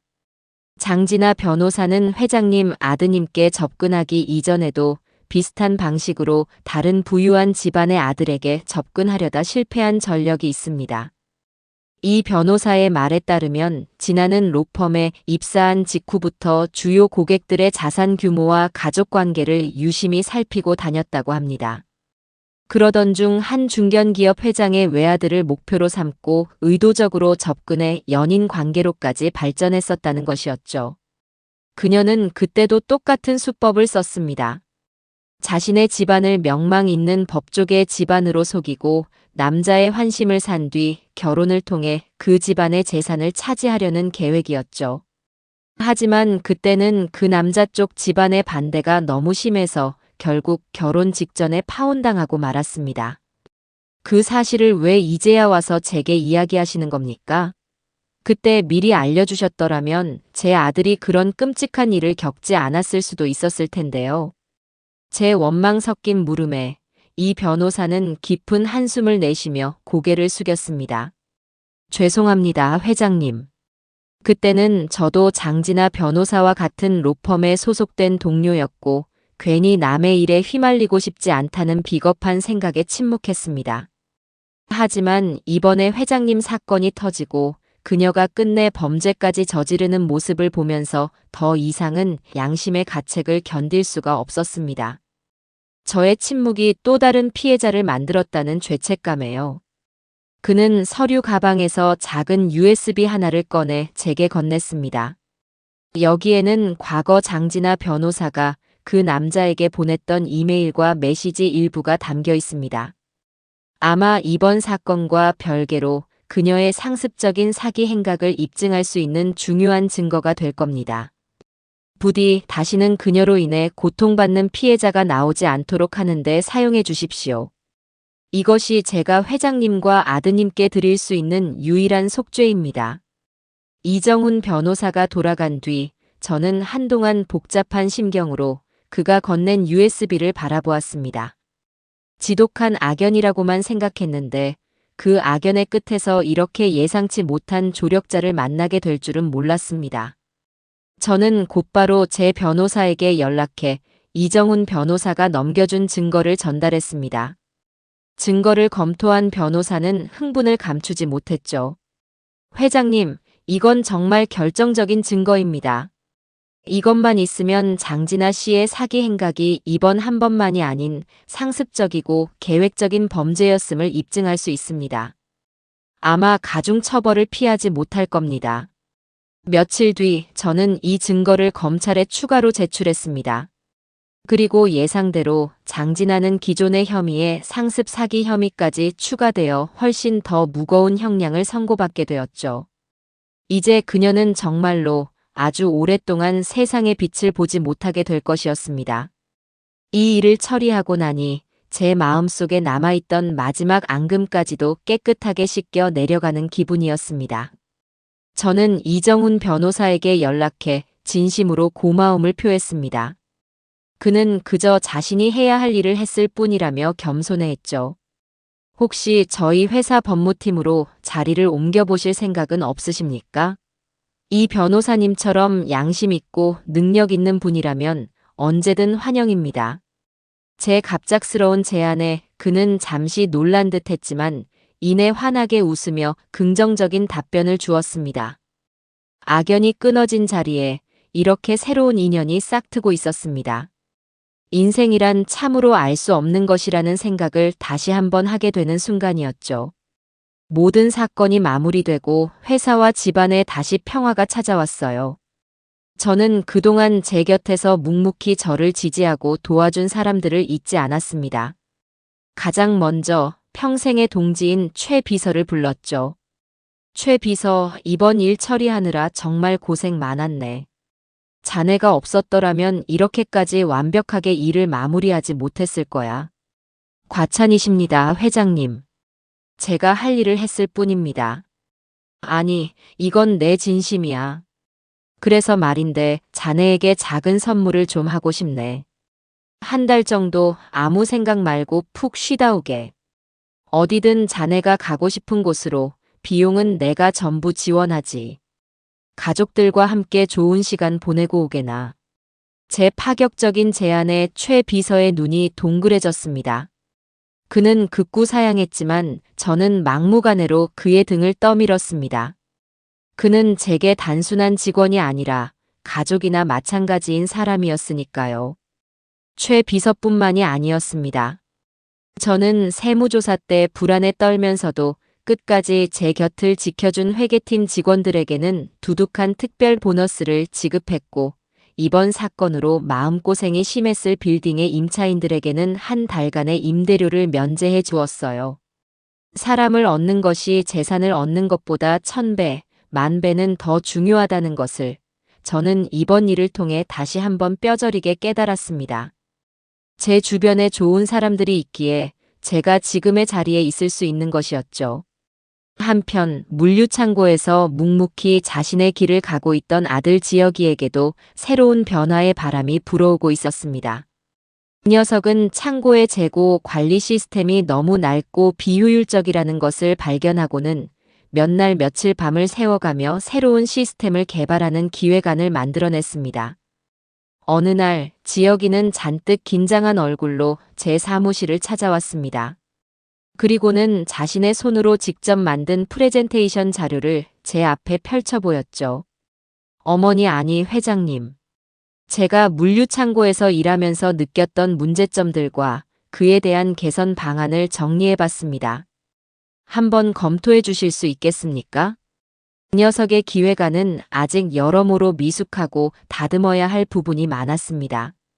하지만 저는 그 기획안 속에서 과거에는 결코 볼 수 없었던 진지한 고민과 뜨거운 열정을 발견할 수 있었어요. 단순히 주어진 일만 하던 수동적인 아들이 아니라 스스로 문제를 찾고 해결책을 고민하는 능동적인 사업가로서의 가능성을 엿본 것이죠. 저는 그 자리에서 기획안을 승인했습니다. 좋다. 이 프로젝트 한번 네 손으로 직접 추진해 보거라. 예산은 회사에서 지원해 주겠다. 대신 조건이 있다. 네, 회장님. 어떤 조건이든 말씀만 하십시오. 이것은 무조건적인 지원이 아니다. 철저한 성과 기반의 투자다. 만약 이 프로젝트를 성공시킨다면 너를 물류창고가 아닌 본사 기획실로 발령내겠다. 하지만 실패한다면 너는 처음부터 다시 시작해야 할 것이다. 할 수 있겠느냐? 제 엄격한 조건에 지혁이는 조금도 망설이지 않고 오히려 결의에 찬 눈빛으로 대답했습니다. 네, 회장님. 제 모든 것을 걸고 반드시 성공시키겠습니다. 아들의 눈에서 저는 더 이상 과거의 어리석은 그림자를 찾아볼 수 없었습니다. 시련을 통해 한 뼘 더 성장한 아들의 모습을 보는 것은 제게 그 무엇과도 바꿀 수 없는 큰 기쁨이었죠. 관계의 회복이란 그저 과거를 용서하는 것에서 끝나는 것이 아니었습니다. 함께 미래를 만들어 나갈 새로운 신뢰를 쌓아가는 과정이라는 것을 저는 아들을 통해 배우고 있었습니다. 아들의 프로젝트가 성공적으로 본궤도에 오르고 저는 비로소 한숨 돌릴 수 있었습니다. 제국을 건설하는 것보다 그 제국을 물려줄 후계자를 바로 세우는 일이 몇 배는 더 어렵다는 것을 실감하는 나날이었죠. 이제 아들이 제 몫을 해내기 시작했으니 저 역시 제 인생의 다음 장을 준비해야 했습니다. 많은 사람들이 제게 거창한 사회 환원을 기대하는 눈치였어요. 언론에서는 제가 제 이름을 딴 거대한 장학재단을 설립할 것이라는 추측성 기사를 내보내기도 했죠. 실제로 제 책상에는 국내 유수의 은행과 단체들에서 보내온 재단 설립 제안서들이 산더미처럼 쌓여 있었습니다. 수천억 원 규모의 재단을 만들어 매년 수백 명의 학생들에게 장학금을 주고 여러 학술 연구를 지원하는 누가 봐도 훌륭하고 명예로운 계획들이었죠. 하지만 이상하게도 그 번지르르한 제안서들을 넘겨볼수록 제 마음은 점점 더 공허해져 갔습니다. 이 숫자들은 과연 누구의 진짜 눈물을 닦아줄 수 있을까? 내 이름이 걸린 거대한 건물이 세워지고 매년 수백 명의 명단이 발표된다고 한들 그 안에서 내가 과연 진짜 사람의 온기를 느낄 수 있을까? 저는 회의감에 사로잡혔습니다. 제가 평생 지켜온 것은 돈이나 명예가 아니었습니다. 바로 사람이었죠. 저를 믿고 따라준 직원들, 제 건물을 지켜준 임차인들. 그들과의 신뢰와 인연이 있었기에 지금의 제가 있는 것이었습니다. 그런데 이제 와서 차가운 서류와 숫자로만 이루어진 자선을 한다는 것이 과연 옳은 일일까 싶었어요. 그때 문득 며느리의 모함으로 쫓겨날 뻔했던 상인들의 얼굴이 떠올랐습니다. 그들의 불안한 눈빛과 모든 것이 해결되었을 때 제 손을 잡고 흘리던 뜨거운 눈물을요. 저는 그 순간 깨달았습니다. 제가 하고 싶은 일은 세상을 바꾸는 거창한 일이 아니라는 것을. 그저 제 눈으로 직접 보고 제 마음이 움직이는 단 한 사람의 세상을 바꿔줄 수 있다면 그것으로 족하다는 것을요. 저는 곧바로 최 비서를 불렀습니다. 최 비서, 진행하던 재단 설립 계획은 전부 백지화하게. 네. 회장님, 하지만 거의 다 추진이 되었는데. 나는 불특정 다수를 위한 명예를 사고 싶은 게 아니야. 내 도움이 정말로 필요한 단 한 사람을 내 손으로 직접 돕고 싶네. 작지만 강한 씨앗을 찾아 내 모든 경험과 지혜를 걸음으로 주어 거목으로 키워내는 일. 내 남은 인생은 그 일을 하고 싶어. 제 확고한 의지에 최 비서는 더 이상 반대하지 않았습니다. 저는 그날 이후로 제 주변을 더욱더 세심하게 돌아보기 시작했습니다. 도움이 필요한 간절한 손길이 어디에 있는지, 재능은 있지만 기회를 얻지 못해 좌절하는 젊은 영혼이 어디에 있는지 찾기 위해서였죠. 그러던 어느 주말 오후, 저는 문득 빌딩 1층의 떡집이 생각나 그곳을 찾아갔습니다. 예고 없이 찾아간 저를 떡집 사장님 내외는 버선발로 뛰어나와 맞이해 주었죠. 오랜만에 맛보는 따뜻한 팥 시루떡과 구수한 차 한 잔에 제 마음도 편안해졌습니다. 회장님, 그때 정말 감사했습니다. 회장님 아니었으면 저희는 벌써 길거리에 나앉았을 겁니다. 지난 일은 이제 잊으세요. 그나저나 요즘 장사는 좀 어떠십니까? 그럼요, 회장님 덕분에요. 그런데 요즘은 제 걱정보다 저희 손녀딸 녀석 때문에 속이 좀 상합니다. 사장님은 깊은 한숨을 내쉬었습니다. 이야기를 들어보니 그의 손녀딸은 프랑스에서 제과 기술까지 공부해온 아주 재능 있는 파티시에라고 해요. 전통 떡에서 영감을 받은 독창적인 디저트로 유학 시절에도 꽤 주목을 받았다고 합니다. 하지만 한국에 돌아와 자신만의 가게를 열고 싶어도 억소리 나는 보증금과 권리금을 감당할 길이 없어 매일 아르바이트만 전전하며 꿈을 접어가고 있다는 안타까운 사연이었죠. 그 이야기를 듣는 순간 제 머릿속에서 무언가 번쩍하고 섬광이 스쳐 지나갔습니다. 어쩌면 이 아이가 내가 찾던 바로 그 작지만 강한 씨앗일지도 모른다는 예감이 들었어요. 사장님, 그 손녀딸 한번 만나볼 수 있겠습니까? 제가 그 아이의 꿈 이야기를 직접 한번 들어보고 싶군요. 며칠 뒤 저는 떡집 사장님의 손녀 유진이라는 아이를 만났습니다. 떡집 한편에서 만난 아이는 처음에는 잔뜩 긴장한 얼굴이었지만 디저트에 대한 이야기가 나오자 언제 그랬냐는 듯 눈을 반짝이기 시작했습니다. 저는요, 할머니. 프랑스 디저트의 화려한 기술에 우리 떡이 가진 은은한 단맛과 쫄깃한 식감을 접목해보고 싶어요. 쑥으로 만든 크림을 채운 에클레어나 인절미 가루를 묻힌 티라미수처럼요.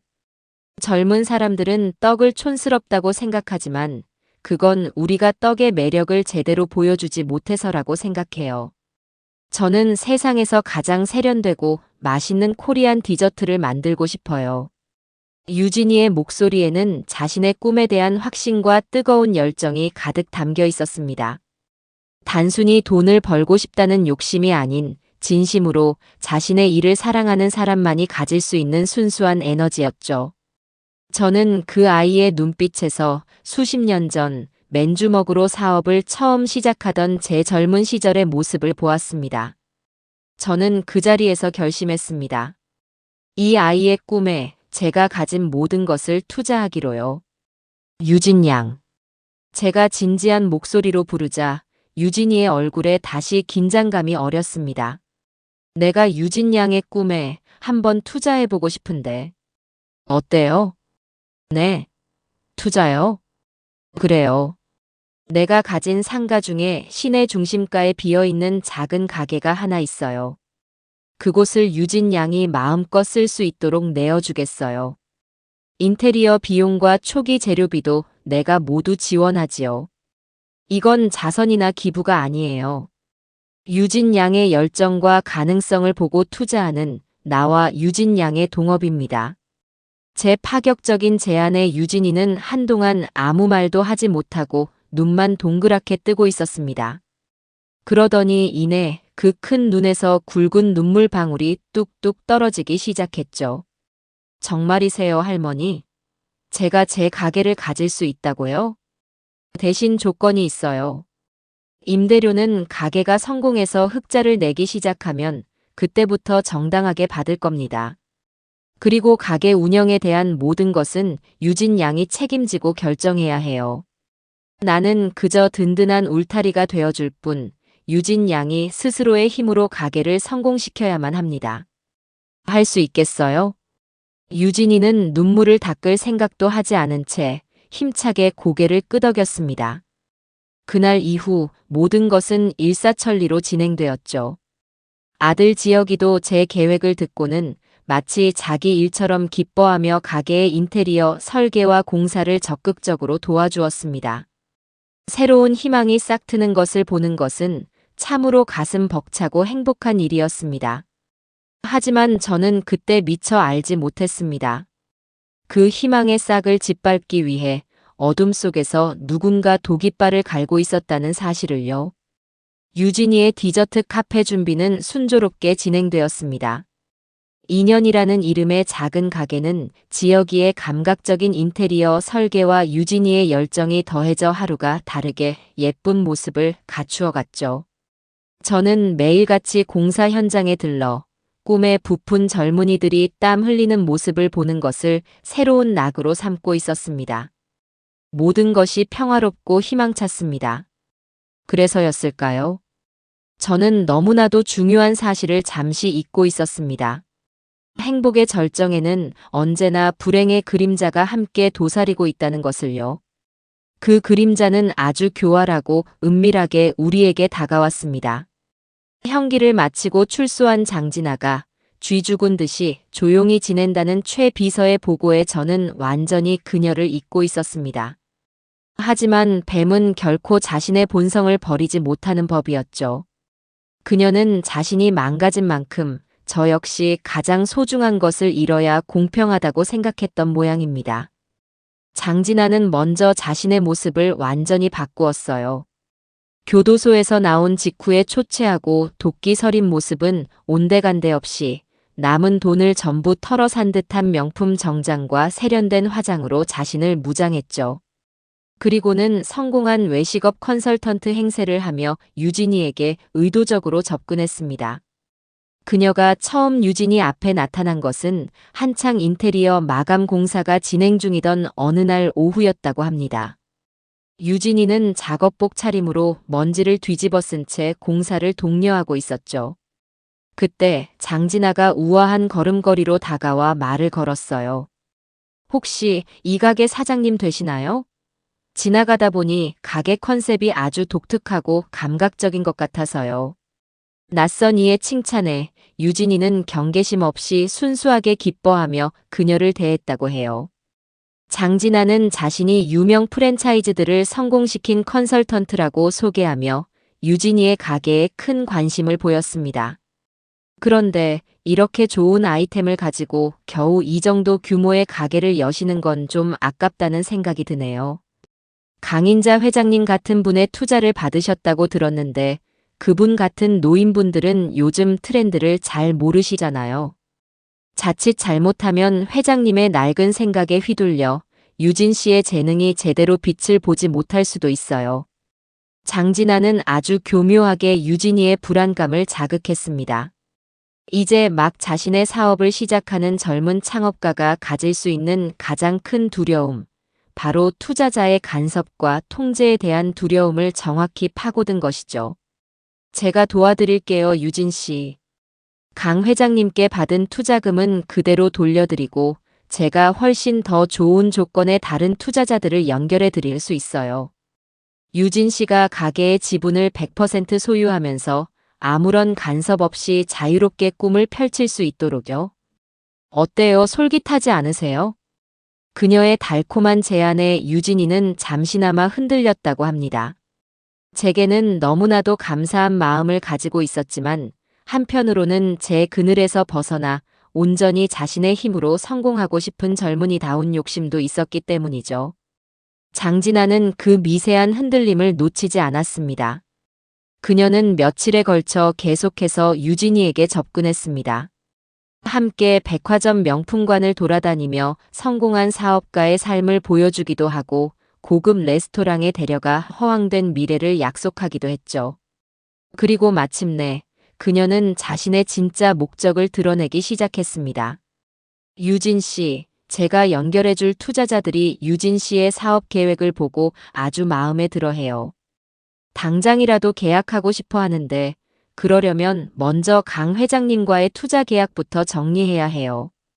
제가 아는 변호사를 통해 조용히 처리할 수 있는데 그러려면 유진 씨의 인감이랑 위임장이 필요해요. 저만 믿고 맡겨주시면 모든 걸 알아서 다 해결해 드릴게요. 그 말을 듣는 순간 유진이는 정신이 번쩍 들었다고 합니다. 너무나도 순진하게만 보였던 그 아이에게는 떡집 사장님이 평생에 걸쳐 가르쳐준 정직함과 신중함이라는 훌륭한 무기가 있었던 겁니다. 유진이는 제게 들었던 말을 떠올렸습니다. 유진 양, 세상에 공짜는 없단다. 이유 없이 친절한 사람, 너무나도 달콤한 제안은 언제나 그 뒤에 날카로운 칼을 숨기고 있는 법이지. 항상 돌다리도 두들겨보고 건너는 신중함을 잃지 말거라. 유진이는 무언가 잘못되었다는 것을 직감했습니다. 하지만 섣불리 그녀를 의심하는 내색을 하지는 않았어요. 대신 다음 약속을 잡고는 곧바로 저와 지혁이를 찾아왔습니다. 그리고는 그동안 있었던 모든 일을 불안한 목소리로 털어놓았죠. 회장님, 할머니 제가 어리석게도 잠시 그 여자의 말에 흔들렸던 건 사실이에요. 하지만 아무리 생각해도 이상해요. 세상에 이렇게 좋은 조건을 대가 없이 제안할 리가 없잖아요. 제가 어떻게 하면 좋을까요? 저는 유진이의 이야기를 듣는 내내 차가운 분노로 온몸의 피가 역류하는 것을 느꼈습니다.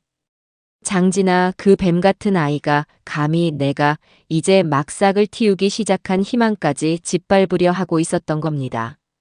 아들 지혁이 역시 자신의 과거 잘못이 떠오르는 듯 괴로운 얼굴로 주먹을 꽉 쥐고 있었죠. 저는 겁에 질린 유진이의 어깨를 감싸 안으며 말했습니다. 유진 양, 아주 잘했다. 의심스러운 상황에서 혼자 판단하지 않고 우리를 찾아와 준 것만으로도 너는 이미 훌륭한 사업가의 자질을 갖춘 거야. 두려워하지 말거라. 이제부터는 이 할미가 나설 차례니까. 저는 유진이에게 다음 약속 장소에 나가 장진아와의 대화를 스마트폰으로 몰래 녹음해오라고 지시했습니다. 그리고 그 녹음 파일이 저 뱀의 숨통을 끊어놓을 마지막 비수가 될 것이었습니다. 다음 날 유진이는 약속 장소인 카페로 향했습니다. 아이의 손에는 제 목소리가 똑똑히 녹음되고 있는 스마트폰이 들려 있었죠. 장진아는 자신의 계획이 성공 직전에 이르렀다고 생각했는지 한껏 들뜬 목소리로 유진이를 맞이했습니다. 그리고는 유진이가 가져온 가짜 위임장을 받아들고는 드디어 자신의 추악한 속내를 마음껏 드러내기 시작했어요. 잘 생각했어요, 유진 씨. 이제 이 위임장만 있으면 강인자 그 늙은이한테 받은 투자금은 전부 우리 차지가 되는 거예요. 그 돈으로 일단 우리끼리 폼 나게 좀 즐기고 가게는 대충 열었다가 권리금 받고 팔아버리자고요. 요즘 같은 세상에 땀 흘려서 돈 버는 사람이 제일 바보인 거 알죠? 하지만 그래도 강 회장님께는 너무 죄송한 일이.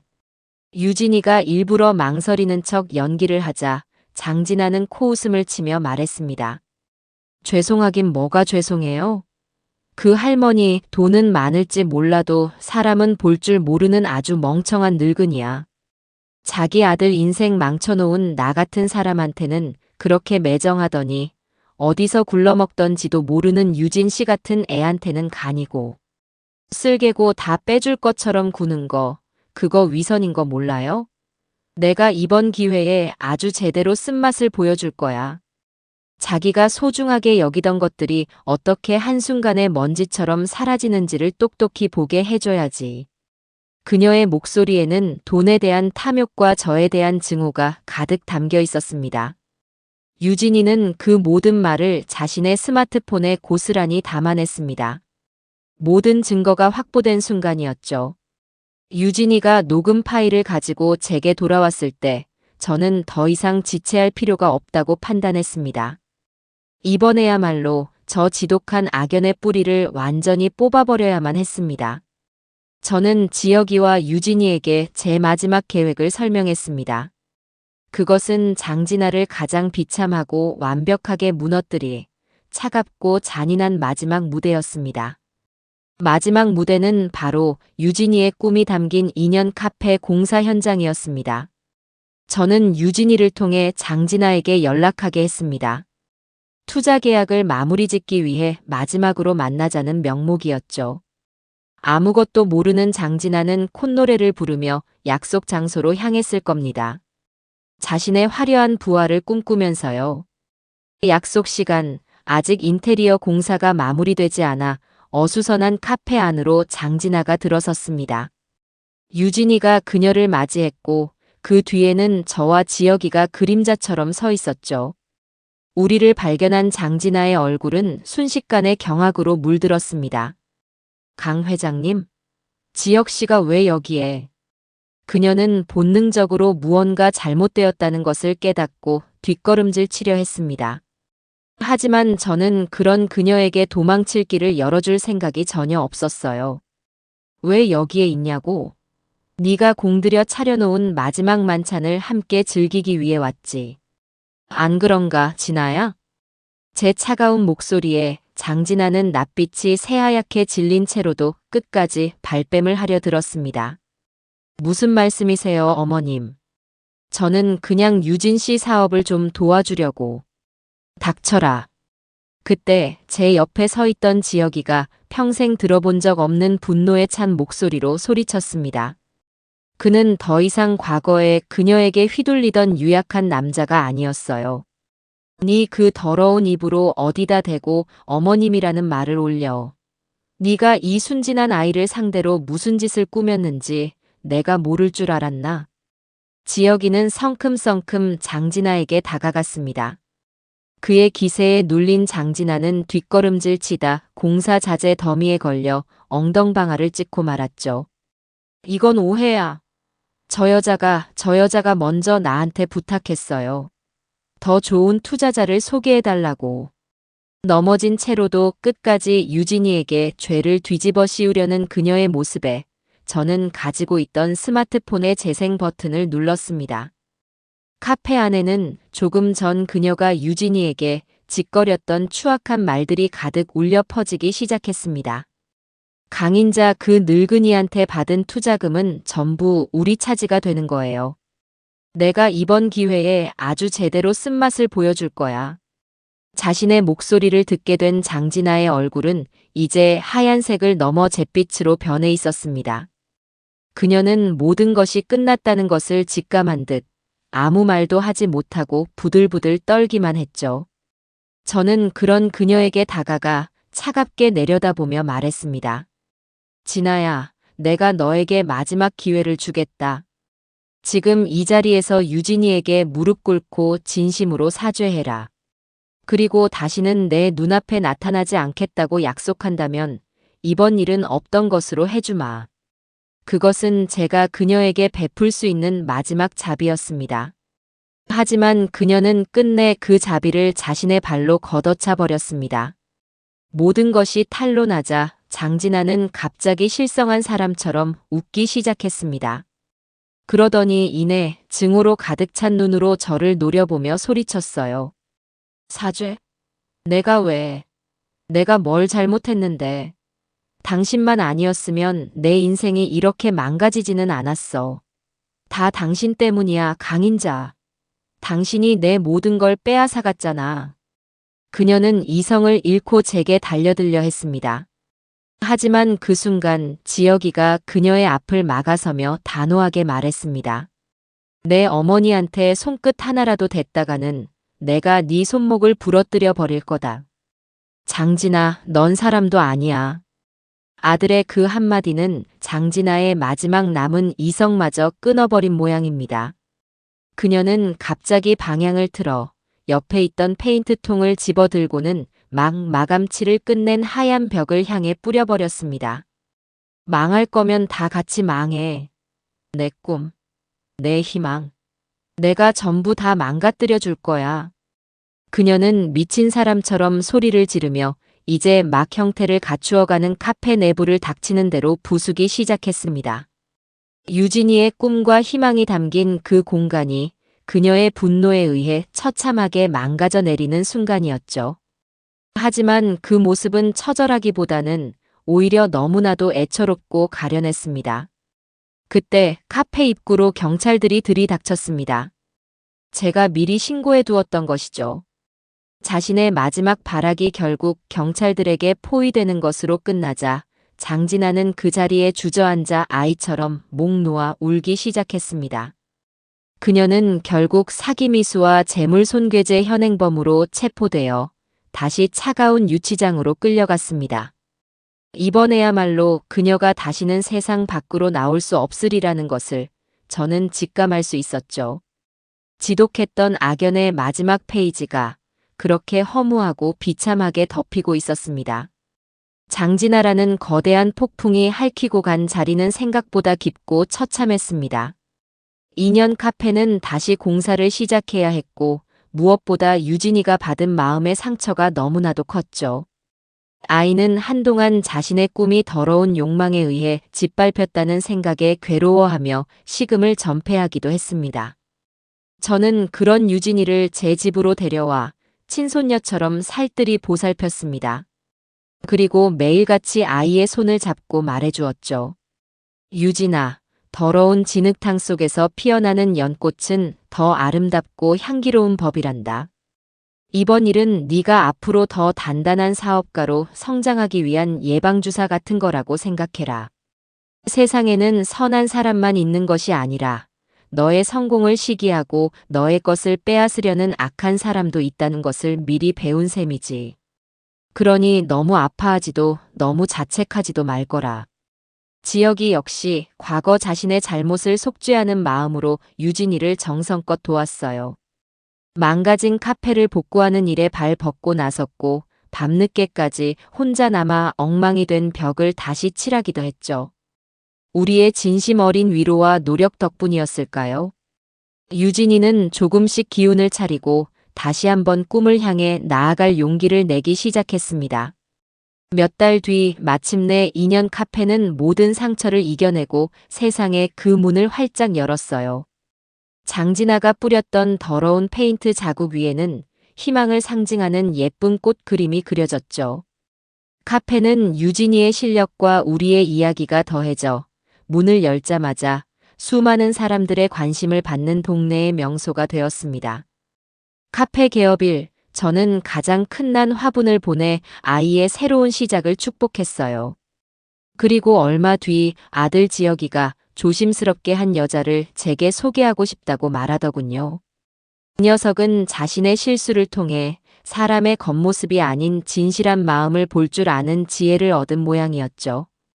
그가 데려온 여성은 화려하지는 않았지만 자신의 일을 사랑하고 미소가 따뜻한 아주 선한 사람이었습니다. 저는 두 사람의 만남을 진심으로 축복해 주었죠. 어느 화창한 주말 오후, 저는 새로 사귄 며느리감과 아들과 함께 2년 카페를 찾았어요. 창가 자리에 앉아 유진이가 정성껏 만들어준 달콤한 디저트와 향기로운 차를 마시는 시간은 더없이 평화롭고 행복했죠. 카페 안은 사람들로 북적였고 유진이는 주방 안에서 행복한 얼굴로 쉴 새 없이 디저트를 만들고 있었어요. 그 모습을 물끄러미 바라보던 저는 문득 깨달았어요. 수천억의 재산보다 내 이름이 걸린 거대한 재단보다 이렇게 내 눈앞에서 행복해하는 사람들의 모습을 보는 것이야말로 내 인생 최고의 유산이라는 것을요. 악연을 끊어낸 자리에 새로운 인연이 아름답게 피어나고 절망으로 망가졌던 공간이 희망으로 다시 채워지는 이 모든 과정. 그것이야말로 돈으로는 결코 살 수 없는 진짜 보물이었어요. 저는 제 앞에 앉아 행복하게 웃고 있는 아들 내외를 바라보았어요. 그리고 카페 카운터에서 환하게 웃으며 손님을 맞는 유진이를 바라보았죠. 제국을 물려주는 대신 저는 제 아들에게 세상을 살아가는 지혜를 물려주었고 쓰러져가던 한 젊은이의 꿈에 날개를 달아주었습니다. 그것만으로도 제 인생은 충분히 성공적이었다는 생각이 들었어요. 저는 찻잔을 들어 창밖에 눈부신 햇살을 향해 조용히 건배했어요. 내 인생의 주인은 온전히 나 자신이었음을, 그리고 그 인생의 마지막 장이 이토록 따뜻하고 향기로울 수 있음을 감사하면서요.